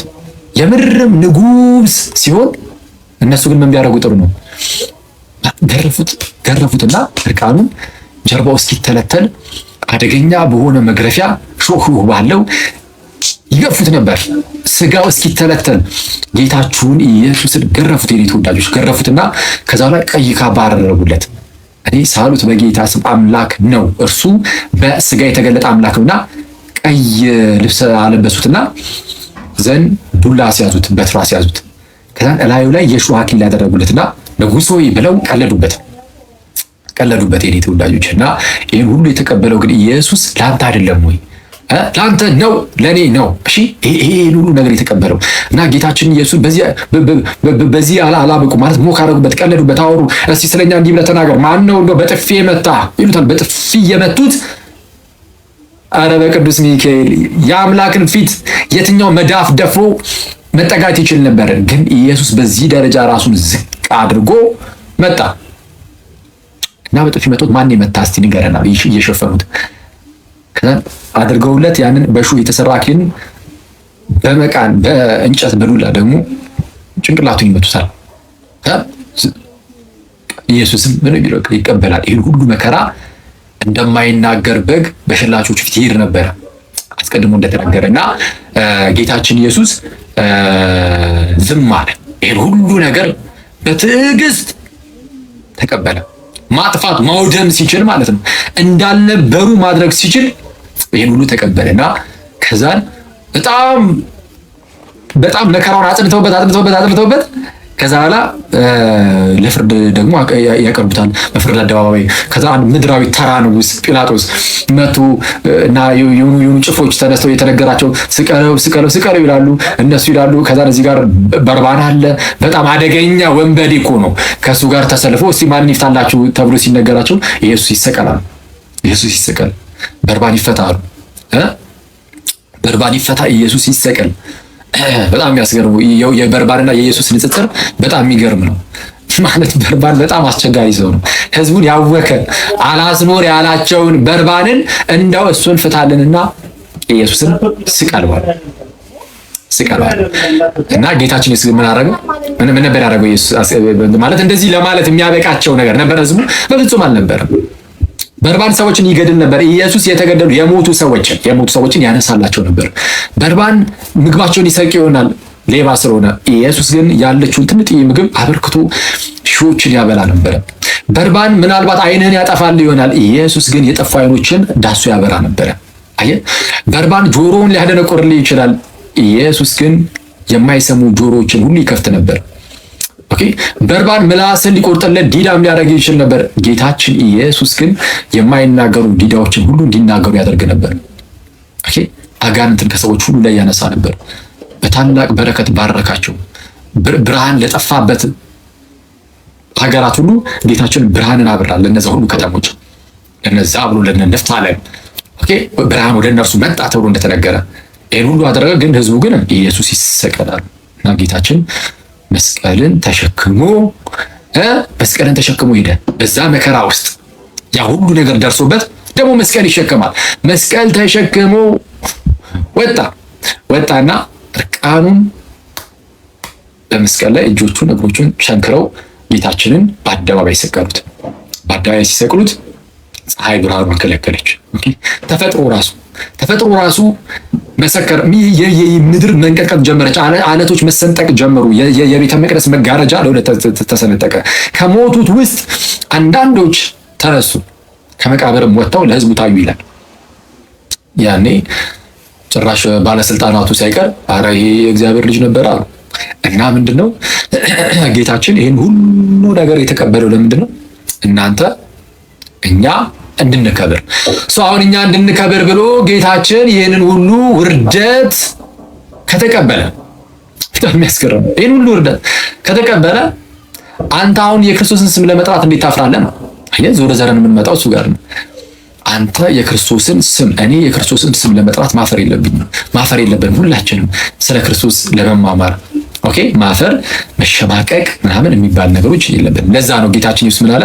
በዚህ በዘማዊ ዓለም በእኔ የሚያፍር በዚህ ዓለም በእኔ የሚያፍርብኝን እኔ በሰማይ አባቴ ፊት እኔ ደግሞ እርሱን አሳፍሯለሁ፣ አፍርበታለሁ። አየህ፣ በዚህ ዓለም ላይ በክርስቶስ የምታፍር ከሆነ ያኔ ይታፈርብሃል። ሰው በክርስቶስ ደግሞ የሚያሳፍርም አይደለም እንጂ ኢየሱስ ምን ይታፈርበታል? ኢየሱስ ምንም የሚታፈርበት ነገር አለው በጌታ ከክርስቶስ ላይ የሚታፈርበት የምታወጣለት አንዲት ነገር ይኖራል? ምናልባት ሌላ ሃይማኖቶች ላይ ብትሄድ በሚያከብራቸው ሰዎች ላይ እንዲህ እያልክ ልታወጣ ትችላለህ። በክርስቶስ ኢየሱስ ላይ ክርስቶስ ኢየሱስን ግን የምታፍርበት ምን ነገር ይኖራል? በጌታ ኢየሱስ ጭራሽ አይታፈርም። ኦኬ ስለ ሁላችን ይህን ሁሉ ነገር ስለተቀበለ እና የኔ ተወዳጆች ጴጥሮስም እንደሚለው ምንድነው እንደ እንግዶች እንደ መጻተኞች ኑሩ ነው እና በምድር ላይ ስንኖር ሁላችንም እንደ እንግዶች ልንኖር ይገባል እና አሁን እንደዚህ ስል ክርስትናን ከባድ እያስመሰልን አይደለም። ክርስትናን የሆነ ማለት ሲምፕል የሆነ ላይፍ ነው እንኖር ሲምፕል የሆነ ላይፍ ያው እንጫወታለን እንቀላለዳለን ምናምን ግን ክርስቶስን ሁሌም እንድናስበው ኢየሱስ ተስፋችን ነው። ተስፋችን ኢየሱስ ነው ይመጣል እና መምጣቱን ሁሌም እንዳንረሳ የእርሱን መምጣት ስናስብ ነው ህይወታችን ትርጉም የሚኖረው። አለበለዚያ ምን የሚያስደስት ነገር አለ? ከዚህ ውጪ የተለየ እስቲ ከዚህ ተስፋ ከዚህ ከተባረከው ተስፋችን ውጪ ሌላ የሚያስደስት ነገር አለ? ዝም ብለህ በስጋዊ ንስታየው የሚያስደስት ሊመስል ይችላል። ትንሽ ግን አስበው እስቲ ብን ብሎ የሚጠፋ ነገር ነው እና እሱን ስታስበው በቃ ሁሉ ነገር ባዶ ነው የሚታወቅህና ሰው ምንድነው ክርስቶስን አንርሳው። ክርስቶስን መውደድ 2017 በጣም ጌታ ረድቶን መሆን ያለበት በጣም አንደኛ ክርስቶስን በጣም የምንወድበት በፍጹም ልባችን እግዚአብሔርን የምንወድበት ሁላችንም እኔ የንስሐ አባት የምንይዝበት ክርስቶስን እኔ የንስሐ አባት የሌለው ክርስቲያን በቃ መኖር እንኳን የለበትም ብዬ አስባለሁ። አሁን 2017 ዘን ሁሉም ወደ ቅዱስ ሚስጥር የሚገሰግስ ለቅዱስ ሚስጥር ለቅዱስ ቁርባን ፍቅር ክብር ያለው በርካታ ወጣት መፍራት አለበት። 2018 2019 እያለ አስቡት በህይወታችን ሳንሞት በፊት በስጋ ከዚህ ሳንለይ በፊት ተሰባስበን በጣም በርካታ ወጣቶች ከዚህ በፊት እንዳልኳችሁ በየካቴድራሉ ቆራቢው ሲሞላ ማየት ይሄ ያስደስታል። ኦኬ ቆራቢ ሲባል ቀላል አይደለም። ኢየሱስ በእርሱ የሚኖርለት እርሱም በኢየሱስ የሚኖርበት ማለት ነው። እንደዚህ አይነት ወጣት መብዛት አለበት እና ወደዛ ህይወት በደንብ መምራት አለብን ሁላችንም እና እንደዛ እና መዝሙር እንሰማለን አይመስላችሁም? ያ እሺ ምን ልክፈትላችሁ? እሺ ቴሌግራም እንትን ኮሜንት ላብራላችሁና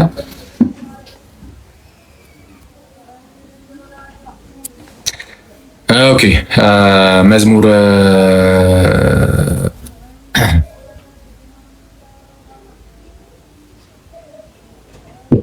እሺ ሞላ ላይ ቀርም የሚለው እሺ እንከተን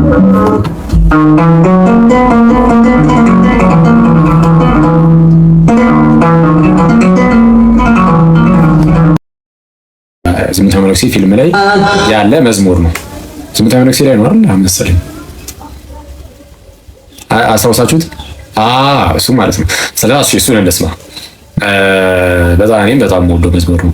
ከደጅ ስደርስ ልቤ ይመታል፣ ወደ ማደሪያ እግሬ ተነስቷል። ኦ ጌታዬ ሆይ ሶስቴ ልቤ አንተን ይመኛል። እሺ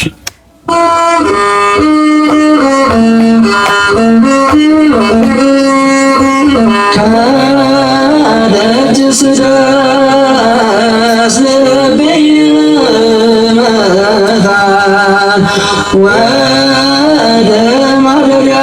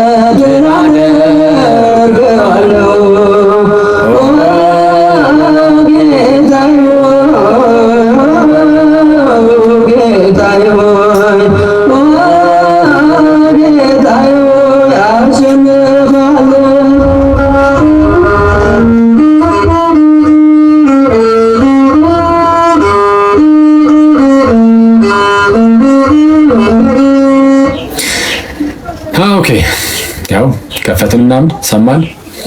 እሺ አንዴ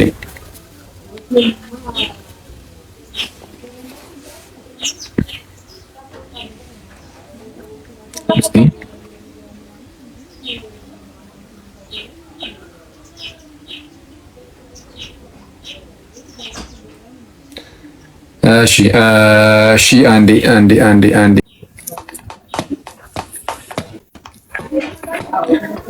እሺ ሰላም ለእናንተ ይሁን። የመጀመሪያው እሺ ኪዱ ሰላም ለእርሱ ይሁን። እሺ ይመስገን አምላክ። አሜን አሜን አሜን። ለሁላችን ጥያቄ ነበረኝ መጠየቅ እችላለሁ? እሺ እሺ አይ ስለ ክርስቶስ ለማውራት ወይ ለመመስከር አትፍሩ ምናምን ብለህ ነበርና እሺ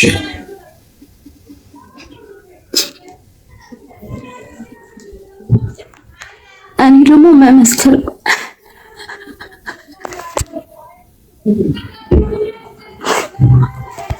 አይዞሽ እንዴ ምን ነው ኪዱ? እሺ ቆይ ተረጋጊና እሺ መቅደስ እስከዛሽ ትንሽ ተረጋጊሽ ኪዱ። እሺ ሰላም አኪ እንዴት ነህ? ይመስገን አምላክ። ሰላም ላንቺ ይሁን። አሜን ለሁላችን። ማንኛውም ጥያቄ መጠየቅ እችላለሁ አይደል? እሺ ጠይቂ። እሺ ዛሬ ባስተማርከው ላይ ሳይሆን እሺ ጠይቂ።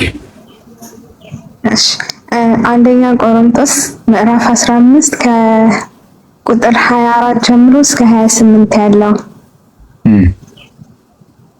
እሱ ምንም አልገባኝም። ማኪ ምንም ማለት እሱ ሰፊ ነው ግን እሺ ትንሽ ነገር ዝም ብዬ ራፍ ሊድልሽ። እሺ እሺ አንደኛ ቆሮንቶስ ምዕራፍ 15 እሺ አሁን ግን ክርስቶስ ለአንቀላፉት በኩራት ሆኖ ከሙታን ተነስቷል። እሺ እንደዚህ እና እንደዛ ሞት በሰው በኩል ስለመጣ ትንሣኤ ሙታን በሰው በኩል ሆኗል። ሁሉ በአዳም እንደሚሞቱ እንዲሁ ሁሉ በክርስቶስ ደግሞ ሕያዋን ይሆናሉና፣ ነገር ግን እያንዳንዱ በራሱ ተራ ይሆናል። ክርስቶስም እንደ በኩራት ነው። በኋላም በመምጣቱ ለክርስቶስ የሆኑት ናቸው። በኋላም መንግስቱን ለእግዚአብሔር ለአባቱ አሳልፎ በሰጠ ጊዜ አለቅነትንም ሁሉ እና ስልጣንን ሁሉ ኃይልንም በሻረ ጊዜ ፍጻሜ ይሆናል። ይሄ ጌታችን ኢየሱስ መጥቷል። ተመልከቱ፣ ጌታችን ኢየሱስ መጣ። እርሱ ንጉስ ነው። ክርስቶስ ኢየሱስ ሞቶ ይቀር አይደለም፣ ተነሳ። ስለዛ አሁን ንጉሳችን ኢየሱስ ሞቶ አልቀረም፣ ተነስቷል። እኛ ሞተን አንቀርም። ከሙታን በኩራት ሆኖ ተነስቷል ነው። ስለዛ እኛ ሞተን አንቀርም። የትንሣኤያችን በኩር ክርስቶስ ነው፣ እንነሳለን ነው። ሞትን ገድሎታል፣ ግን ፍጻሜን ደግሞ ይፈልጋል። ከማን አንጻር? ከእኛ አንጻር። ኦኬ የሰይጣናት አሰራሮች ሁሉ በክርስቶስ ኢየሱስ ተሸንፎ ተገድለዋል። ግን የሁሉም ነገር ፍጻሜ የሚሆነው በኋላ ላይ ነው። በኋላ ላይ በዓለም ፍጻሜ ማለት ነው። ያኔ ሞትም ከእኛ ላይ የሚሰሩ የመናፍስት አሰራር ወይም የሰይጣን ጉዳዮች ሁሉም ደግሞ ያበቃላቸዋል። ለአንዴና ለመጨረሻ ጊዜ በአፉ እስትንፋስ ብሎ የሚያበላው ያኔ ይነሳና ክርስቶስ ያን ሁሉ ያደርጋል እና ሁሉም ነገር ሰትል ያደርጋል ማለት ነው። በክርስቶስ ሳይድ ግን ይሄ ሁሉ ነገር ተሰርቷል እኮ፣ ግን ጊዜውን ደግሞ እየጠበቀ ነው ከኛ አንጻር። እሺ ሰው ምንድነው? ነገር ግን እሺ እንደዛ እያንዳንዱ በራሱ ተራ ይሆናል። ነገር ግን እያንዳንዱ በራሱ ተራ ይሆናል። ክርስቶስ እንደ በኩራት ነው። እሱ እንደ በኩራት ነው። እያንዳንዱ በራሱ ተራ ይሆናል። በኋላም በመምጣቱ ለክርስቶስ የሆኑት ናቸው። በኋላም መንግስቱን ለእግዚአብሔር ለአባቱ አሳልፎ በሰጠ ጊዜ አለቅነትንም ሁሉና ስልጣን ሁሉ ኃይልንም በሻረ ጊዜ ፍጻሜ ይሆናል አለ። ምድር ላይ ያሉ እንዲህ ያሉ አለቅነት ስልጣናት ምንም አይነት አለቃ ስልጣን ምናምን የሚባሉ ነገሮች ሁሉ ያከትምላቸዋል። የሰይጣናዊ አሰራሮች የተለያዩ ነገሮች ሁሉም ነገር ይሻር ይጠፋና የክርስቶስ ብቻ መንግስት ይቀጥላል ማለት ነው። እሺ ወደ ዋናው ጥያቄ እየገባን ስንሄድ ጠላቶቹን ሁሉ ከእግሩ በታች እስኪያደርግ ጠላቶቹን ሁሉ ከእግሩ በታች እስኪያደርግ ድረስ ሊነግስ ይገባዋልና። ጠላቶቹን ሁሉ ስለማን ነው የሚነገረው? ስለ ክርስቶስ ኢየሱስ ነው። ጠላቶቹን ሁሉ ከእግሩ በታች እስኪያደርግ ድረስ ሊነግስ ይገባዋልና። ኦኬ ልክ መዝሙረ ዳዊት ምዕራፍ 110 ላይ እንደተነገረው ማለት ነው። ጌታዬን ጠላቶችን የእግርህ መረገጫ እስካደርግልህ ድረስ በቀኜ ተቀመጥ አለው ይላል። ጌታ በቀኝ ተቀምጧል። ከዛ እነዚህ ጠላት የተባሉ ነገሮች ሁሉ ሞትንም ጨምሮ ማለት ነው እስከሚጠፉ ሙሉ በሙሉ ከኛ አንጻርም ሙሉ በሙሉ ጠፍተው እስኪያልቁ ድረስ እንደዛ ማለት ነው። ሰው ምን አለ? ጠላቶቹን ሁሉ ከእግሩ በታች እስኪያደርግ ድረስ ሊነግስ ይገባዋል። በዚህኛውንም ንግስና መልኩ ማለት ነው። እሺ ሊነግስ ይገባዋልና ከዛ በኋላ ንግስና የለም ማለት አይደለም። ኢየሱስ ከዛ በኋላ ንግስናን ያጣል ማለት ሳይሆን እስከዛ ድረስ ያለው ንግስና አሁን ነው። ያኔ ግን ንግስናም፣ አለቅነት፣ ስልጣናት ሁሉ ነገር ተሽረው የሱ ብቻ ነው የሚሆነው። አሁን ላይ የሚያልፍላ ይኸው በእኛ ላይ ስልጣን አለው። እስቲል አሁንም ይኸው ሞት ለምሳሌ መጥቶ እኛ ምን ሞት አለን ጠላት እንደመሆኑ እስቲል ስም አለ ማለት ነው። ግን ኋለኛ የሚሻር ደግሞ ጠላት ሆኖ ይመጣል ማለት ራሱ ሞትም እንደዛ ነው የሚለው። እሺ እንቀጥል። ጠላቶቹን ሁሉ ከእግሩ በታች እስኪያደርግ ድረስ ሊነግስ ይገባዋል። እሺ ኢየሱስ እሺ የኋለኛው ጠላት የሚሻረው ሞት ነው።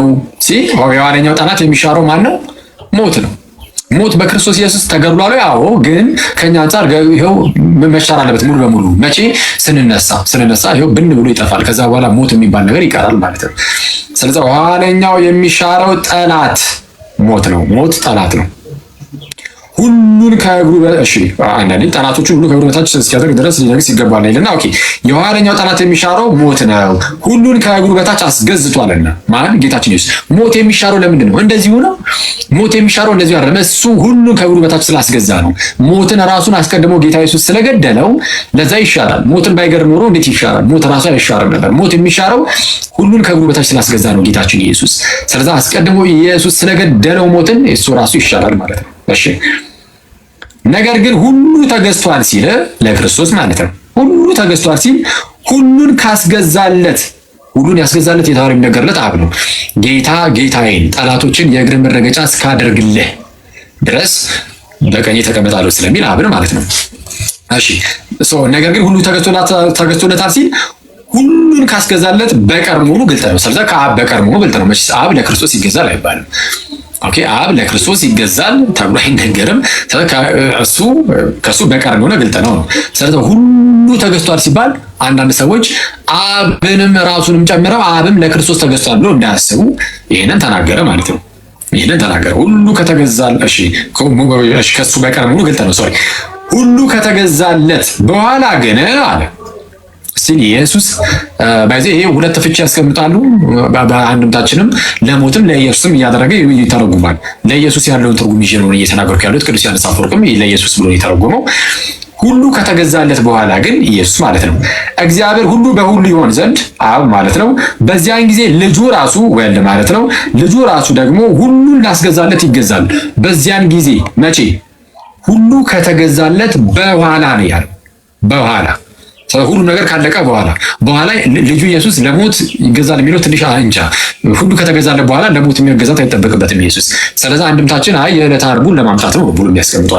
አክቹዋሊ አንድምታችንም ግን እዚህ ጋር ግን ሁሉ ከተገዛለት በኋላ ግን እግዚአብሔር ሁሉ በሁሉ ይሆን ዘንድ በዚያን ጊዜ ልጁ ራሱ ደግሞ ሁሉን ላስገዛለት ይገዛል ሲል ሁሉን ያስገዛለት አብ ነው ለአብ ይገዛል ተባለ ከምን አንፃር ነው ወልድ ለአብ ሁሉን ላስገዛለት ይገዛል ተብሎ የተነገረው የምር ኢየሱስ ለአብ ተገዢ ሆኖ ከዛ አብ ገዢ ወልድ ተገዢ ሆኖ ሰቦርዲኔሽን አለ ማለት ነው መበላለጥ ወይም ደግሞ አብ እውነተኛ አምላክ ይሆንና ወልድ ግን እውነተኛ አምላክ አይደለም አነስ ያለ አምላክ ነው ልክ ማን ነው አርዮሳውያን እንደሚሉት ልክ እንደዛ ማለት ነው አብ አምላክ ይሆንና ወልድ ደግሞ ትንሽ አምላክ እንደዛ ነው ከዛ በኋላ ኢየሱስ ትንሹ አምላክ ትልቁን አምላክ ይገዛለታል እንደዛ በፍጹም እንደዛ አይደለም ወልድ ከአብ ጋር እኩል ነው በምንም አያንስም ግን ምንድነው በዘመን ፍጻሜ የኛን ስጋ ተዋህዶ የኛን ስጋ ነስቶ ተገልጧል የኛን ስጋ ነስቶ ሲገለጥ በዛ በስጋው በኩል ቸርች ደግሞ አለች ምን አለች ቤተክርስቲያን አለች ቅዱስ ዮሐንስ አፈወርቅ እሱ ነው የሚያነሱት ቅዱስ ዮሐንስ አፈወርቅ እንደሚያነሳው ቅድስት ቤተክርስቲያን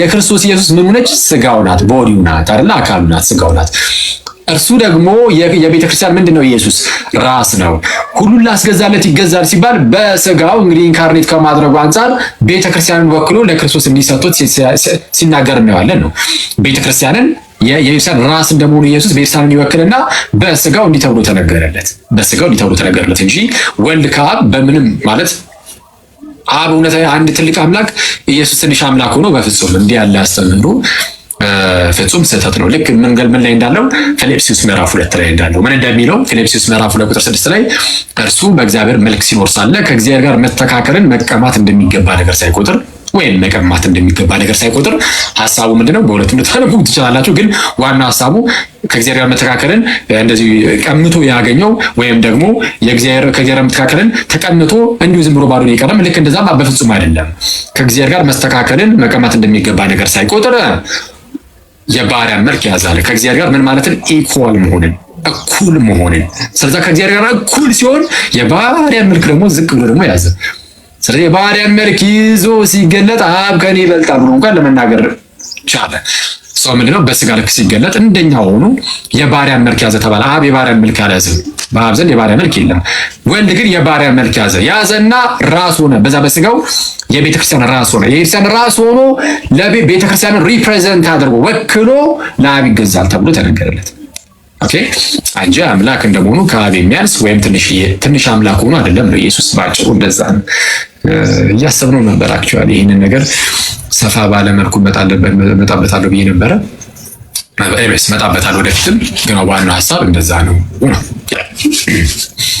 እሺ አኪ ቃል የተሰማልን። እሺ ጠላቶቹ የተባሉት እነማን ናቸው? ያላመኑት ጠላቶች ማለት ይቻላል።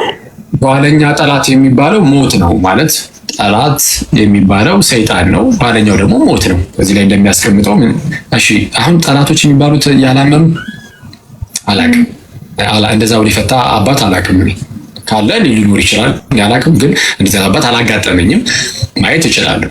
እኔ ያው የማቆም ብቻ ለመናገር ያህል ግን ቆጠብ ማለት ስለምፈልግ የማላቃቸው ነገሮች ላይ የማውቀውን ነገር ግን ስናገር ጠላቶች ሲል ለምሳሌ ሞትና የሰይጣን አሰራርን እነሱን አውቃለሁ። ራሱን ደግሞ ሞትን በተለይ ራሱን በግልጽ እዚሁ ጋር ያስቀምጣል። ኋለኛው የሚሻረው ጠላት ማን ይላል? ኋለኛው የሚሻረው ጠላት ማን ምንድን ነው? እሺ ሰይጣንማ እነሱ አሉ። አዎ ግን ኋለኛ የሚሻረው ብሎ ደግሞ ያስቀምጠዋል። እሱ ጌታ እስኪመጣ ድረስ ሁላችንም ላይ ይሄው ሰልጥኖ የሚገኝ ወይም ሰልጥኖ ይነሲስ ሁላችንም የምንቀምሰው ግን ክርስቶስ በሞቱ የገደለው ኋለኛ የሚሻረው ጠላት ምንድነው? አዎ ሞት። እሺ በግዴ ሞት ደግሞ ይሻላል ጠላት ኋለኛ የሚሻር ጠላት ብሎ ያስቀምጠው ሞት ነው። ቁጥር 27 አይ ቲንክ አይደለም 26 ጠላቶቹን ሁሉ ከእግሩ በታች እስኪያደርግ ድረስ ሊነግስ ይገባዋልና የኋለኛው ጠላትም የሚሻረው ይላል ቁጥር 27 ላይ የኋለኛው ጠላት የሚሻረው ምንድን ነው? በቃ ሞት ነው። ሞት ነው። እንዲህ ለምንድን ነው የሚሻረው? ኋላ ላይ እንዴት ሊሻር ይችላል? ሁሉን ከእግሩ በታች አስገዝቷል። በቃ ስላስገዛ ኢየሱስ ማለት ነው። ሁሉን ከእግሩ በታች አስገዝቷል። ሁሉን ድል ነስቷል። ስለዛ ሞት ምንም አቅም የለውም። ኢየሱስ ሞትን የገደለው ስለዛ ይሻላል። አይሽ ልክ እንደዛ ማለት ነው። እሺ ስለዚህ አሁን ላስገዛለት ይገዛል የሚለው በስጋው ነው አይደል? በስጋ ግን በስጋ ሲባል ምንን ወክሎ ነው ያልኩሽ? የክርስቲያን ራስ ስለሆነ ቤተክርስቲያንን ወክሎ ቤተክርስቲያን የክርስቶስ ስጋው ናት። እርሱ ደግሞ ራሷ ስለሆነ ልክ እንደዛ ማለት ቤተክርስቲያንን ወክሎ እንዲህ ተብሎ ይነገርለታል። በስጋ ቤተክርስቲያንን ስለሚወክል እንዲህ የሚመስል ነገር ሊቀ ሊቃውንት ማኮንም እንደዚህ የተናገሩበት ቪዲዮ ነበር። አሁን እንደዚህ ማግኘት አልችልም እንጂ ያላችሁ ሰዎች ካላችሁ መክፈትም ማሳየትም ትችላላችሁ። እንደዛ ሐሳቡ እንደዛ ነው ከቤተ ክርስቲያን አንፃር ማለት ነው። የቤተክርስቲያን ራስ ነው። በቃ በስጋ የቤተክርስቲያን ራስ ነው። የቤተክርስቲያን ራስ ስለሆነ ቤተክርስቲያንን ወክሎ እንዲህ ተብሎ ይነገርለታል። ስለዚህ አሁን ልክ እንዴት መሰለሽ ለምሳሌ በኤፌሶን መልእክት ላይ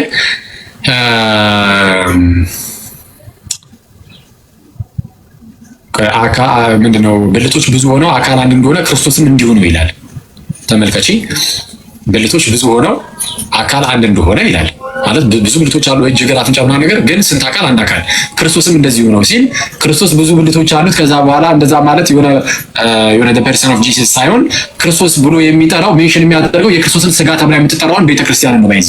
በዚህ መልኩ እንኳን የምትጠራው ቤተክርስቲያንም ልክ እንደዚሁ ነች። ብዙ ብልቶች አሉ ግን አንድ አካል ናት ነው ሐሳቡ። ምክንያቱም ቤተክርስቲያን የክርስቶስ ስጋው ስለሆነች ኢማጂን ክርስቶስ ብሎ እንኳን እስከ መግለጽ ድረስ ማለት ነው። የምርማውን ኢየሱስ ናት ቤተክርስቲያን ማለት አይደለም ግን የእርሱ ስጋው ስለሆነች እንደዛ የሚል ቃል ሲጠቀም አይተናል። እና ቤተክርስቲያንን ወክሎ በስጋው እንደዚህ ተብሎ ይነገርለታል። ቤተክርስቲያንን መወከል የሚችለው ኢየሱስ ስለሆነ ማለት ነው። ይህም ነገር ደግሞ የሆነው በክርስቶስም ነው ማለት እኛ ራሳችን ለእግዚአብሔር መገዛትን ያገኘ ነው። ከጠላት አሰራር ሁሉ የተላቀቅ ነው። ሁሉ ከክርስቶስ እግር በታች ስለተገዛ ስለሆነ እና እርሱ ደግሞ የቤተክርስቲያን ራስ ስለሆነ ከዛ አንፃር ማለት ነው የቤተክርስቲያን ራስ እንደሆነ። እሺ ቃላት ያሰማልን። አመሰግናለሁ። እሺ በጣም አሜን። አሻር ምንም አይደለም መግዲ ሂዱ እህቴ ሰላም ላንቺ ይሁንና በድጋሚ እሺ አሁን ከተረጋጋሽ ማውራት እንችላለን። ተወዳጅ እሺ ይቅርታ ግን በጣም ሁላችሁ እሺ አይ ስለ ምሳና ስለ ክርስቶስ መመስከር እሱ ካደረገልን ነገር አንፃር እኛ ምንም ነገር ብናደርግ እንደሚያንስበት ምናምን ስትናገር ነበርና እኔ ደግሞ ለዛ አልታደልኩም። ማለት ቤተሰቦቹ ሙስሊም ናቸው። ተደብቄ ምናምን ተጠምጫለሁ፣ ግን እሱን ክርስቲያናዊ ህይወት መኖር አልቻልኩም እና ማለት ይሄ እግዚአብሔርን ለመበደል ይቆጠርብኛል። ወደፊት ይስተካከላል አውቃለሁ፣ ግን በዚህ ነገር ወይም በዚህ ሁኔታ ውስጥ ሆኜ በሞትስ ቆይ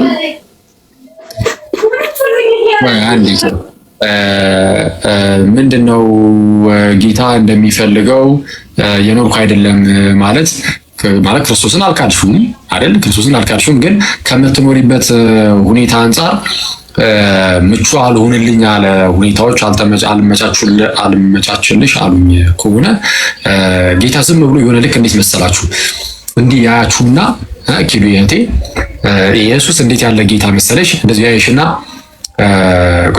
ኪዱ ዛሬ ይሄን አደረገች ቴክ፣ ይሄን አላደረገችም፣ ይሄን አደረገች ቴክ፣ ይሄን አላደረገችም ኤክስ እንደዛ አይደለም።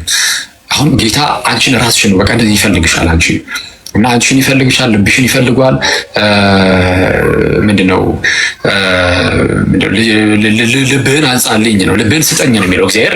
ልብሽን ስጭኝ ነው የሚለው እግዚአብሔር። ልብሽን ስጭኝ እኔ የሚለው ልጅ ወይ ልብህን ስጠኝ ነው የሚልህ አንተንም ማለት ነውና ሰው ከአንቺ የሚፈልገው በቃ አንቺን ነው።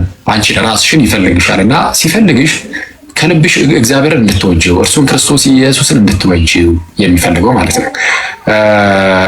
እና በዚህ ሁኔታ ውስጥ ስትኖሪ በተለያየ ጉዳይ የሆነ ሳይመቻችልሽ ቀርቶ የሆኑ ነገሮችን አልፈጸምሽም ማለት በራሱ በቃ አለቀልሽ የሚያስብል ላይሆን ይችላል። ማለት ትልቁ ነገር ግን በልብሽ ውስጥ ክርስቶስን መያዝ አለብሽ። ክርስቶስን መውደድ ማፍቀር አለብሽ። ክርስቶስን ማሰብ አለብሽ። ደግሞ አይከብደንም ማለት በያለንበት ቦታ ሆነን ቤተክርስቲያን የምታዛቸውን ነገር በደንብ እያሰብን እሱን መፈጸም ማለት ቤተክርስቲያን የምታዛቸውን ዩኒቨርሲቲስ በቤተክርስቲያን ደረጃ ያለውን ስለ ክርስቶስ እንግዲህ አሁን የሚቻል ከሆነ ለምን እንደው በጣም ከብዶን ከሆነ ማለት ነው በጣም እየቆየን ቢሆን በ6 ወርም ለምን አይሆንም በአመትም ይሁን ለምሳሌ ወደ ቅዱስ ቁርባን ሄዶ መቀበር ቅዱስ ሚስጥር ግድ ነው፣ በጣም ያስፈልጋል። ኢየሱስ በተደጋጋሚ ነው ያስቀመጠልን፣ ሐዋርያት በተደጋጋሚ ያስተምረውታል። ከቅዱስ ቁርባን መራቅ በጣም አደገኛ ነው። ስለዛ ምንድነው አሁን እንደዛ ለማድረግ መሞከር እና የምትችይውን አድርጊ። አለቀ በቃ አለቀ። የምትችይውን አድርጊ።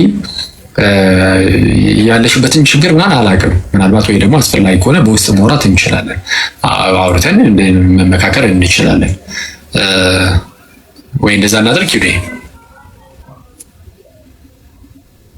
እሺ ችግር የለውም። ማስተካከል ያለብኝን አስተካክላለሁ። ግን እነሱ ጋር እስካለው ድረስ ቤተሰቦች ጋር ነሽ? አዎ እነሱ ጋር ላለመሆን ምናምን ሞክሬ ነበር፣ ግን አልቻልኩም። ትንሽ ነገሮች ከባድ ናቸው እና በቃ እነሱ ያደርጉትን ሁሉ ነገር አደርጋለሁ። እነሱ ደግሞ ታውቃላችሁ በክርስቶስ ላይ ያላቸውን ነገርና ከነሱ ጋር አብሬ በሱ ላይ እያመጽኩ ያለው የሚሰማኝና በቃ አላውቅም። ኢትዮጵያ ነው ያለሽው? የሆነ ስሙን ብቻ ያስኩኝ እና ደግሞ ስጋዊ ምኞቴ በልጦብኝ የሆነ እሱን እንደካድኩት አምነዋለሁ። እሱም ያውቃል፣ ግን ደግሞ እንደዛ ነው እኔ የሚሰማኝና ብዙ ጊዜ የሆነ ራሴን ለማጽናናት እሞክራለሁ፣ ግን የሆነ ከልብ እንደዛ አልረጋጋም።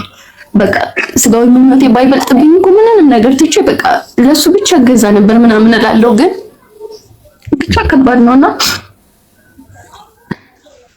ኦኬ። እዚህ ኢትዮጵያ ያለሽ? አዎ። ጥሩ ነው። አሁን እንደዚህ ማሰብሽ በራሱ በጣም ትልቅ ነገር ነው። በጣም ደስ ይላል። ስለ ክርስቶስ የሚያሳስበው መንፈስ ቅዱስ ነው። ሰው ስላስተማረ ምናምን ብቻም አይደለም። ግን አየሽ እዚህ ጋር መመካከላችን ብቻ ሳይሆን ስንመካከር ደግሞ በመካከላችን መንፈስ ቅዱስ መገኘት አለበት። መንፈስ ቅዱስ ሲገኝ እርሱ ደግሞ ልባችን ላይ ስራውን ይሰራል እና ልባችን ላይ ፍሬያማ የሚያደርገው መንፈስ ቅዱስ ነው። እሱ ቢያንስ ስለ ክርስቶስ የሚያሳስብሽ ከሆነ በቃ ትልቁ ነገር እርሱ ነው። ቢያንስ አንቺ አሁን ክርስቶስን እያሰብሽው ነው። አክቹአሊ ጌታችን ኢየሱስም ይላል አሁን የእምነት ደረጃችን ስለሚለያይ እንግዲህ በእምነት እኛ ገና ስለሆንን እንደው ይሁን እንላለን እንጂ ጌታ ኢየሱስ ለእኔ ብሎ እናቱን ወይም አባቱን ወንድ ልጁን ወይም ሴት ልጁን የማይተው ለእኔ ሊሆን አይገባውም ይላል እሱ ራሱ ጌታችን ኢየሱስም። ከምን አንጻር ነው እንደዛ ብሎ የተናገረው? ከክርስቶስ በላይ የምንወዳቸው አባት እናት ወንድ ልጅ ሴት ልጅ ምናምን ካለንና ለእነርሱ ብለን ኢየሱስን የምንክደው ከሆነ ሙሉ በሙሉ ማለት ነው የምንክደው ከሆነ በቃ ይሄ ለክርስቶስ መሆን አንችልም። ለክርስቶስ መሆን አንችልም። ኦፍ ኮርስ በቃ ያው እንክደዋለን፣ ባይ ዲፎልት እንክደዋለን።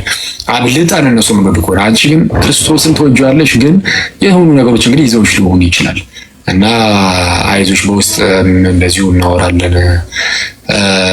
እንግዲህ ጌታ ያለው ይሆናል። አንዲት እንደዚሁ ሙስሊምትም ባለፈው ነግሬያችሁ ነበር አይደል?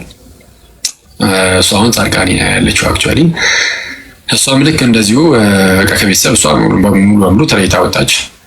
ወጣችና አሁን ገዳም ያለችው ራሱ ታርካኒ ያለችው ማለት ገዳም ያለችው ማለት መንኩሳ አይደለም። ያው እንደዚሁ ለአንዳንድ ጉዳዮች እዛ ሆነች ያልኳችሁ ልጅ ማለት ናት። ባይዚ ከሷ ጋር በተያያዘ ቆይሽ እዛው ቴሌግራም ላይ እናወራዋለን። እዚህ ላይ አስፈላጊ ላይሆን ይችላል እና እንደ ክርስቲያንም ደግሞ መተጋገዝ ምናምን ሲኖርብን ባይዚ መተጋገዝ ያለብን ይመስለኛል። በተለይ እንደዚህ አዲስ የሚመጡ ሰዎችን ከፕሮቴስታንት ከሙስሊም ወደ ክርስትና የሚመጡ ሰዎችን ማገዝ ባለብን ነገር ሁሉ ማገዝ መተባበር ምናምን በጣም ያስፈልጋል እና እስቲ በውስጥም አወራሻለሁ ምናምን ጌታ ካንቺ ጋር ይሁን። በርቺልን። አይዞሽ በርቺ። አሜን። አመሰግናለሁ። ቴሌግራም ላይ አለሽ እንዴ ኪዱ? አዋለሁ። በቃ ቴሌግራም ላይ ካለሽ አዋሪኝ። ቆይ እዛ ላይ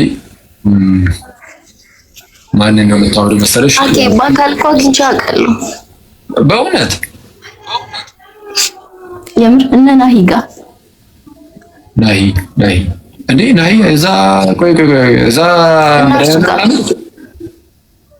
አዎ የሆነ ሰዓት ዝክር መጣ ነበርና አላችሁ እዛ ውስጥ አለሽ? አዋለሁ።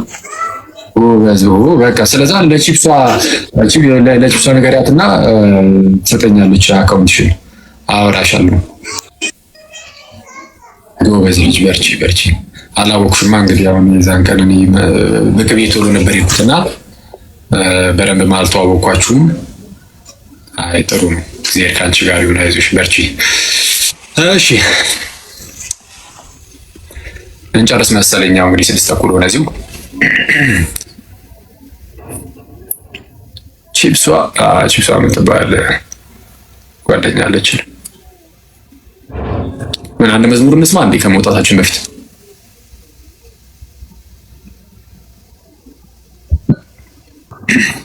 ልውረድ እንዴ አኪ እና ከኔ ጋር ልትይ ነው እንጂ ቀልደኛ። እሺ መልካም ቀን ለሁላችሁ። እሺ መልካም ቀን። ኦኬ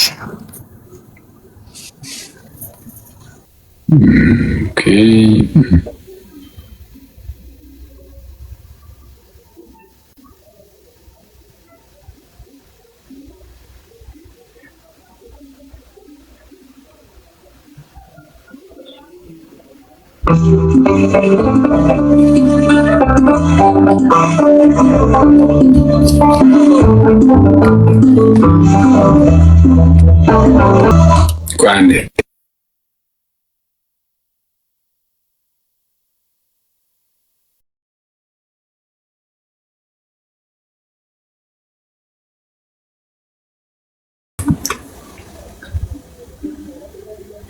ፓፓ እንዴት ሰላም ነው? እንዴት ነው?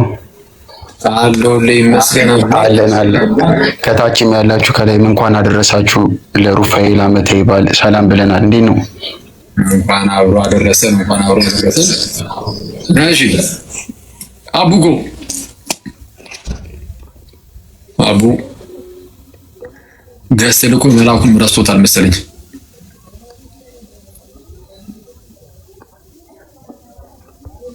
እሺ አንድ መዝሙር እንስማና በቃ እንጨርስ በዛው።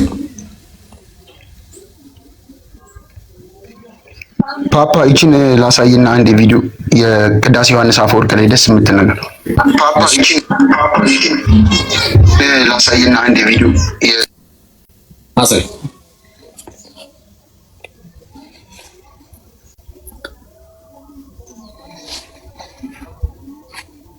ኤክስፓንድ ማድረግ አለብኝ። ኦኬ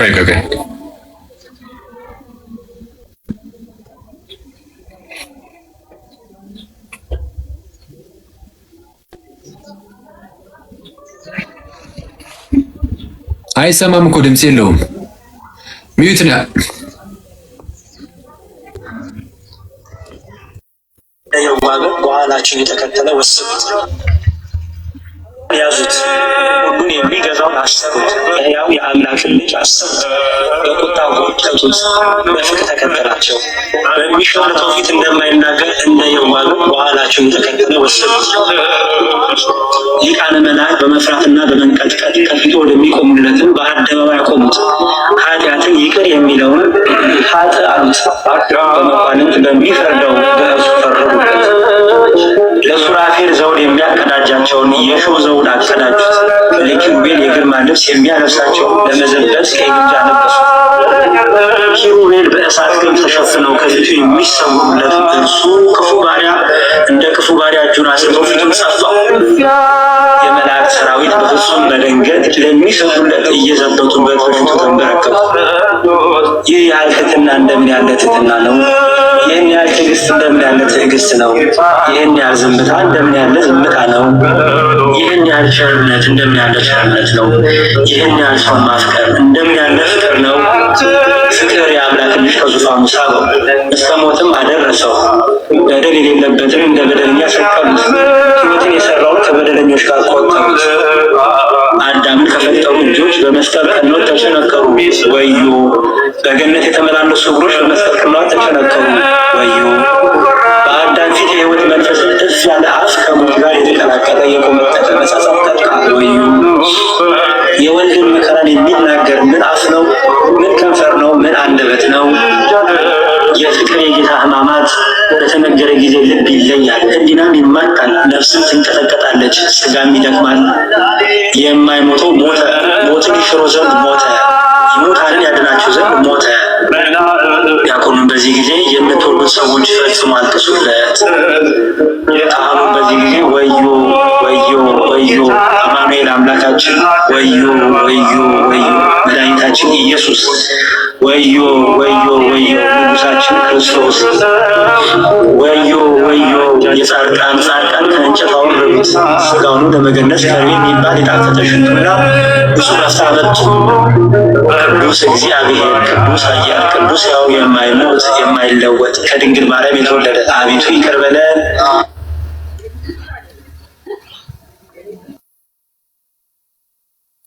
ወይኔ በጣም የሚያስገርም እኮ በጌታ እንደው ኢየሱስ እኮ እና በጣም የሚያስገርመኝ ፍቅሩ በዚህ አለማለቁ ነው። ደግሞ ፍቅሩ መቀጠሉ ማለት አሁንም ድረስ ደግሞ በጣም ደካሞች ሆነን ስንበደል ምን ስንል ደግሞ ጌታ አሁንም ደካሞችን እኛን በጣም እያበረታን እየማረን ይቅር እያለን ደግሞ በፍቅሩ ያኖረናል። አይተዋል። ያኔ እንደዚህ መሆኑ ሳያንስ አሁንም ደግሞ ስንበድለው እንዲህ ሆኖ ራሱ ስንበድለው ደካሞች እኛን እየማረን በጣም ፍቅር ከመሆኑ የተነሳ በጣም ስለሚወደን ስለሚያፈቅረን እንዲህ እየማረን ይቅር እያለን ደግሞ በቸርነቱ ያኖረናልና በቃ እንደውም ይሄኛውን እንስማ መዝሙር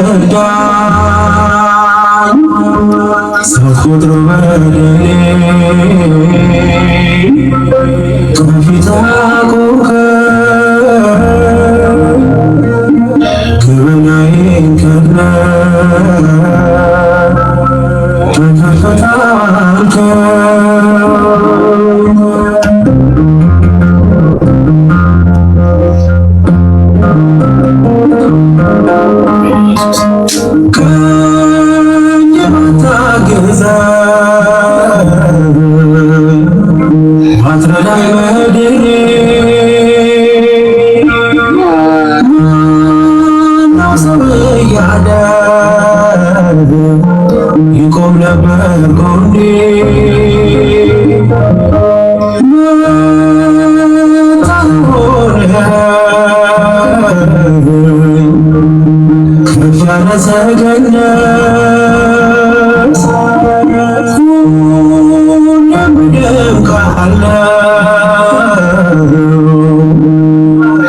እጅ በረከት እልፍ እየበደልኩ በእልፍ ምሕረት ፊቴን እያዞርኩ ሳይጠላኝ አንተ ፊት አብዝቼ ስርቅ አጥብቀህ ቀረብክ የማፍቀር ጥሞ ወደዳ ኖረ እኔ ደካማውን ቀኝ ያገዘ እኔን ኃጢአተኛውን ክንድህ እየረዳኝ ሳትቆጥረው በደሌን ከፊት አቆምከኝ ገበናዬን ከድነህ በከፍታ አልከኝ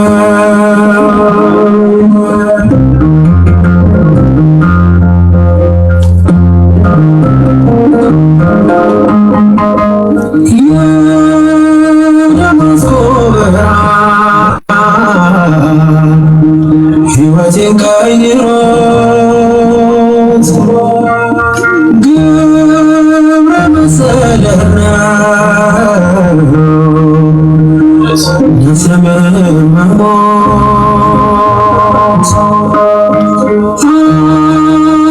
አዳፈው ገዘና ዛሬ መች ታሰበ ግን ተደምቆ አለ ፍቅር ያነበበ እልፍ እየበደልኩ በእልፍ ምሕረት ፊቴን እያዞርኩ ሳይጠላኝ አንተ ፊት አብዝቼ ስርቅ አጥብቀህ ቀረብከኝ የማፍቀር ጥሞ ወደዳ ኖረ እኔ ደካማውን ቀኝ ያገዘ እኔን ኃጢአተኛውን ክንድህ እየረዳኝ ሳትቆጥረው በደሌን ከፊት አቆምከኝ ገበናዬን ከድነህ በከፍታ አልከኝ